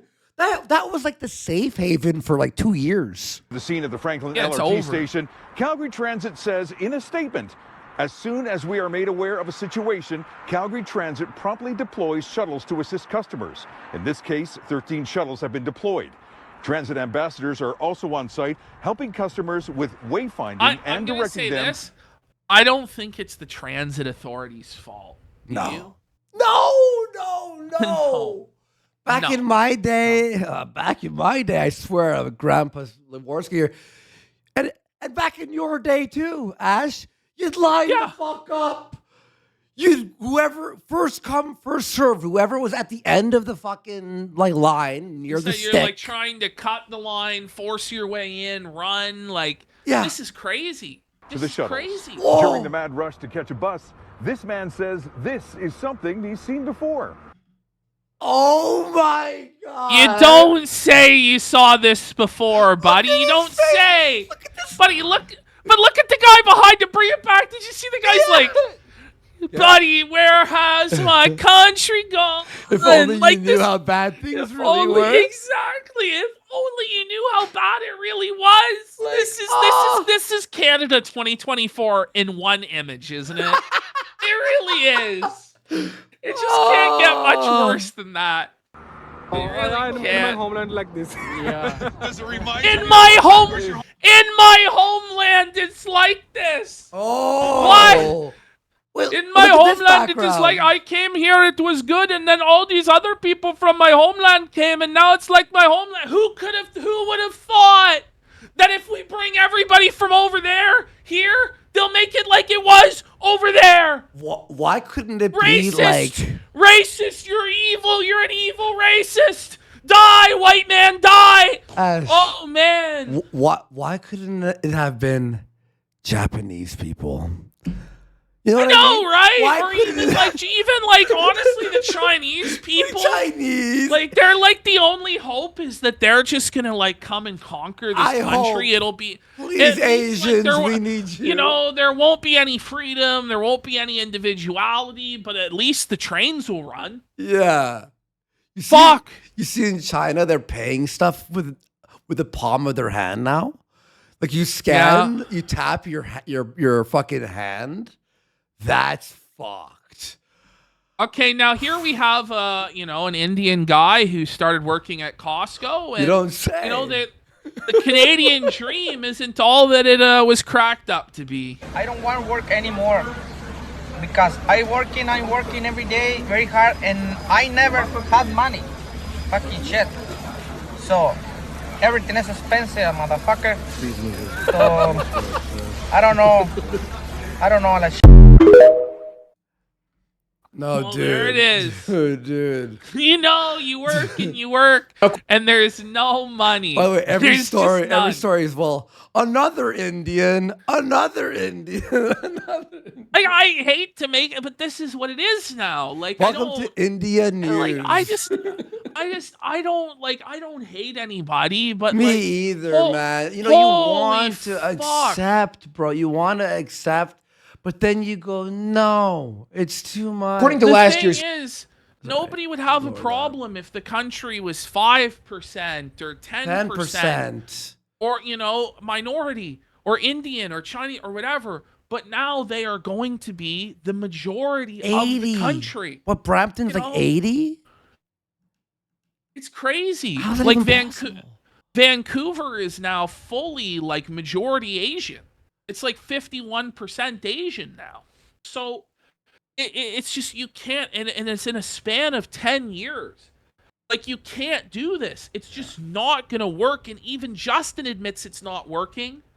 But we have to keep going ahead anyhow. We're just going to do a slight reduction. Don't worry, boys. Well, here now, the Canadian Navy is failing. Our military is fucked. You have nothing. Figures. Okay.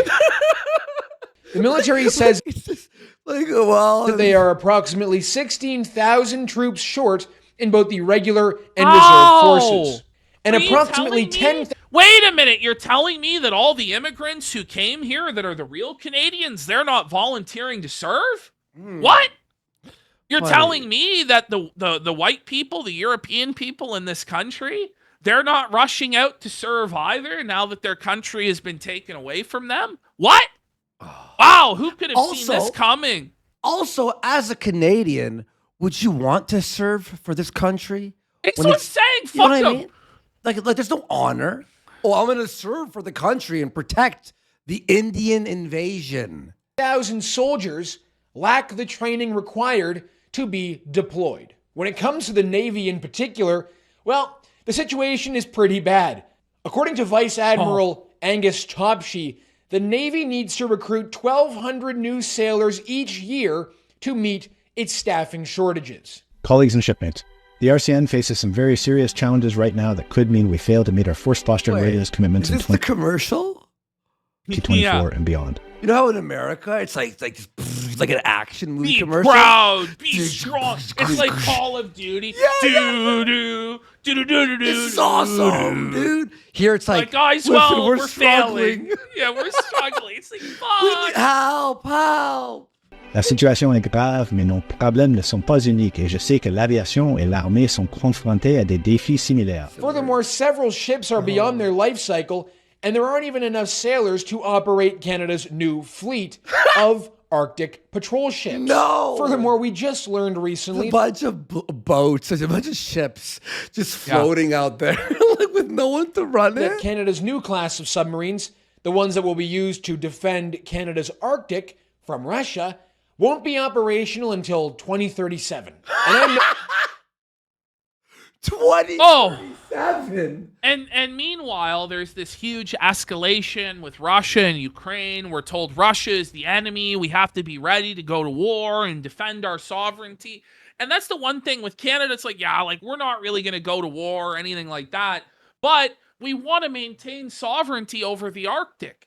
Now, when you look at our maps and the way that it's, drawn up, like we own all that shit. Yeah. But on Russian maps and other countries' maps, they don't say we own that shit. Right. They say they own that shit. And the reality is the people who own it are the people who are able to project power over it and defend it. Yep. And if we don't have an Arctic fleet and we don't have people to defend those interests up there, those natural resources in the Arctic, which could be what boosts our country economically massively, being able to harvest those resources, untold wealth of gold, untold wealth of oil and diamonds and minerals, all of that up there could be lost if we don't maintain it. if we don't have military up there. Harper was very, very strict on that and ensured that we did have control over the Arctic. But now it's all just gone to shit under Justo. Just total failure. Have a look. We're going to play this and see how dilapidated and shitty our submarines are. All right. Sad. No military or submarine expert by any stretch at all. But the look of Canada's current submarine fleet, the Victoria-class submarines, which we received secondhand from the UK, after they had already exceeded the life cycle for the British. Wait. We got the second hand? We got the fucking Goodwill? So UK? yes, the Goodwill UK submarines. They're already too old for them to use, and now we've been using them for like 20 fucking years. It's like passing down a Nintendo, you know, to like a younger. You'll be good with this NES, bro. But the Russians have Xbox fucking Series X. What are we doing? They look pretty bad. Whoa, bro. The front of it looks like a fucking like trash bag. It looks like a fucking it's like fucking Oscar the Grouch's submarine. This is some grouch status shit. Exactly in peak operational condition, if I could say that. Okay.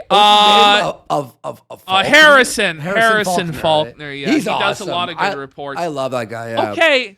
So this is now an edible cricket factory in London, Ontario, has laid off 2/3 of its employees just 1 year after receiving $8.5 million in funding from taxpayers via Trudeau, who viewed it as an environmentally friendly alternative to meat. Oh, you're saying it didn't work? It didn't work because nobody wants to eat fucking crickets.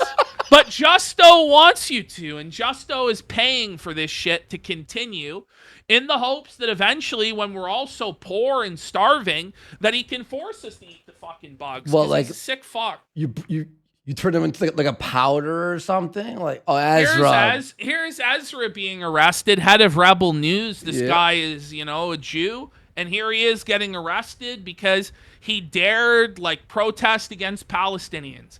He wasn't violent. He didn't touch anybody. He didn't do anything. And Menzies got arrested the same way as well. Yeah. But here he is. Out now? This guy is a respectable citizen. He's a journalist. He's a political figure. He's expressing his freedom of speech. And in this country, that's just not allowed. They're going to take him off in handcuffs like a common fucking violent thug. Meanwhile, there are violent thugs beating fucking teenage girls in the street that aren't being arrested. We have homeless encampments fucking up Remembrance Day, and they're not being arrested. We have people burning down Montreal, and they're not being arrested. But this guy, because he's shilling for Israel and standing up for his people, the Jews, is going to be arrested. It's amazing. Great. We're waiting on a car. Meanwhile, I have to see a fucking Palestinian protest every 2 days. Oh, yeah. I'm pissed. We got one here. We got one. Let him go. Let him go. Let him go. Let him go. Fuck the police, bro. I didn't see them arresting any of the Indian fucks. No. Or the Palestine, whatever the fuck that. Fuck this. Shame on all of you. Shame on all of you. Is he out now or what? Oh, yeah. Every fucking week. Let him go. They do this. They do this. It is. That is what it is. It's two-tier policing. It's two-tier policing. The people who are white or who present as white, because he's Jewish, he's not fully white, but whatever, whatever. Yeah, I know what you mean. They have the laws enforced against them, right? Every single little thing is enforced down upon them. But for all of the migrants who've come in, the Indians, the Palestinians, the laws are not enforced for them. They're able to get away with murder, and this is the way it is in our country now, and it's very fucking sad. And what they do is they arrest these guys. They don't even charge them because they know they didn't do anything wrong. Yeah. But they just want to show people, hey, if you think you're going to stand up for your rights, if you think you're going to speak out, what's going to happen is we're going to take you away like a common criminal. You're going to be embarrassed. You're going to be booked. And then we'll release you. But it's to show that we have this power over you. We have our thumb over you. It's fucked. It is. All right, next slide. So there was a massive this summer. Now, this is a story a lot of you probably haven't heard about. But there was a fire in Jasper National Park, a massive wildfire. Destroyed like so much acreage of trees and forest. Destroyed hundreds, if not thousands of people's homes. Okay. This guy, this firefighter who was in charge of the operation is revealing that they were told to stand down and they were told to let it burn. What? To let people's houses burn to the fucking ground. They were denied access to the rivers. They were denied access to the fire hydrants to put this shit out. They were told to let everybody's properties burn down. Why that is, I don't know. I don't know if it's to punish those people because Justo is evil. I don't know if it's to, help the insurance companies or what the fuck. I really don't know. It's like mob boss tactics, isn't it? It's kind of insane. I don't know what the plan was. Maybe it was... How did the fire start? Like similar to what people say happened in Hawaii, where, it was lightning. So the fire started because lightning came down and burned this. I need to look into this more. Because I just learned of this yesterday, that apparently rogue lightning strikes caused this massive forest fire that then destroyed this community. Maybe they wanted to clear the land for developers to come in, buy it all up. Maybe that's what it is. I don't really know. Lightning. But this story, someone planted this story this is crazy. This story's crazy. I don't believe it. I don't even believe it. Throughout the Jasper fire, we encountered numerous examples of Parks Canada fire management actively obstructing our activities and not providing us with relevant information on fire. We were provided rules of engagement which we had to accept or be escorted out by the wardens. They reiterated twice by Parks Canada Operations Section Chief, second in charge to the incident commander, that we are not legally allowed to be there. These orders or rules of engagement included not being part of the incident management organization. Wildfire defense systems from Montana, who were hired by other insurers, were allowed to be part of the incident management organization. During the impingement during these rules of engagement, we were also ordered to not fight fire. You hear that? So this guy's not the best speaker. He goes, we were ordered to not fight fire. I'm just saying, this is another one of those things where there was a story a couple years ago where during COVID, the Canadian government ran psychological operations on our own citizens. Yeah. Like torturing with the them. music and stuff. Yeah, with music and weird noises and flashing lights and crazy shit on our own citizens. And so to me, this is just another example of where it's not just that the government is negligent. It's not just that the government is incompetent. It's that the government is malicious and intentionally destroying Canadian citizens' lives for, I guess, just to make them suffer. This is scary. This is like a fucking movie we're living in. It's clear that there's fire behavior still threatening those sites and delayed ability to access those locations put the economic viability of Jasper at risk. We were denied access to the Athabasca River or to the hydrant system or to the no surrender or to the fire and flood water systems to get water for firefighting. Yeah, like the rivers and shit, yeah. Whoa. All right, now there's another one where we have this indigenous woman screaming to get off of her land, you white piece of shit. Off my land, you white piece of shit! Get off my land! I'm First Nation to this land! So again, there's just like more ethnic tension, racial tension, all sorts of bullshit. This one's just scary because this could happen to anybody now. Unlocking his garage door, Luc Renault dropped his key in a pile of leaves. At that moment, I tried to pick them up and I felt a terrible pain in my hand at the time. I didn't know what it was. And then I had to look at it, and I saw that I had a needle fully inserted in my hand. Bruno went to his rental property on Du Havre Street near Metro you Front fucking run to the hospital, dude. last Wednesday morning. When he arrived, 2 men were injecting drugs in front of the garage. He assumes the used needle was theirs because he says they came back and said, "You found what we are looking for," and pulled it out of his hand. Yes. So listen to this. Listen to what they just said. What the fuck? I did, so this guy, the fucking junkies, when they saw the needle in his fucking hand, they came by and ripped it out of his fucking hand and said, "Give us our needle back so we can do drugs." One of the rare time in my life I could not say a word. Yeah, he's like, no shit. I could not. Look at stab you. Say anything. Bruno rushed to the hospital with this gash in his hand and a strange feeling. He says doctors told him he was probably injected with fentanyl. The cut is... Oh my God. Shut it down. And we just can't do anything to stop these drugs coming in, to stop these homeless encampments. And, you know, it's just this fucking loser French guy until it's your kid, until it's you, till it's your wife or your daughter or your son that has this happen to them. And he is on heavy medication to treat for HIV and hepatitis. And Bruno has to wait 3 months to find out if he was infected. Oh my God. But how does it take 3 months to learn if you have HIV or not? Oh, man. Good days and bad days. Bruno says the St. You Marie don't neighborhood say! is getting... Oh my God, Andy. Back when I was going to do like that fight with Tonka, I was required to do an HIV and a blood work and all that shit, right? It took like a week or whatever. Yeah. Now it's like 3 months. 3 months waiting period, and it's only been 6 And mine was years. not an emergency either. Mine was like, it's a fight or whatever, right? Yeah. Worse. He says drug users often use the park across the street where children play. It's not a place where we should tolerate that.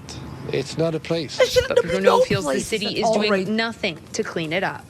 The city hall is quiet. Nobody called me. I tried to, I went to the police station. They did not took my name or anything. When asked about the issue, the mayor What's happened? said the city is working on the What has problem and happened? even hired private security in boroughs where there have been complaints about drug use in public. But she added there's no quick fix. In the meantime, Bruno waits, stressed, and hoping this doesn't happen to someone else. So, let's talk about this. So Trump has been elected. Trump is talking about, I think it's a 35% tariff on all Canadian products. Now, Canadian products. 35? 35%. Now, Canada is the United States and vice versa largest trading partner. Our economy is basically entirely dependent on our exports to the United States. This will cripple our economy completely if it goes through. Just totally ravage this country. The inflation is going to go out of control. And not only that, but our dollar is going to crash. And that's what's really going to cause the inflation and cause everything to spiral, is the dollar isn't going to be worth fucking toilet paper. I highly advise, Andy, that you convert all of your Canadian dollars to US dollars as soon as you possibly can. I've already done that because I think in the next 6 months, shit's really going to hit the fan. And you can tell how shook our leader is, like how buckbroken he is after this phone call with Trump. He knows he's fucked. He has to do whatever Trump says at this point. And let's just hope that Trump doesn't, buckbreak us too bad, but it's going to be bad. And we probably deserve it. At this point, people in Canada honestly get what they deserve. They voted for this shit. They voted for it actually 3 separate times to keep Justin in. Let's not forget that. And people in this country are ignorant. People in this country are complacent. We're so lucky, though, dude, that we're paid in American dollars. I know. But it's so, like, if you don't have an online job in Canada right now, it's like a nightmare. Well, it is scary. It doesn't, it's still a nightmare. It's a nightmare for everybody. For everyone, regardless. But this is like... It just really is. I mean, just look at him. Just look at how fucking buckbroken he is just in that single frame. Yeah. Like, watch how shook he is.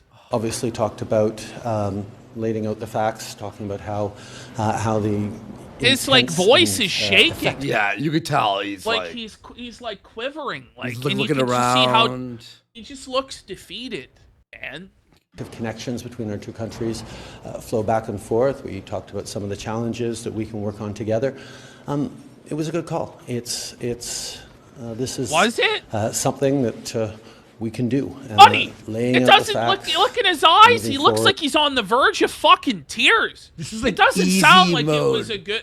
This is tutorial on LA Noire, like the first investigation. I don't think it went so good, bro. I don't think it went so good. In constructive ways. This is a relationship that we know takes a certain amount of working on, and that's what we'll do.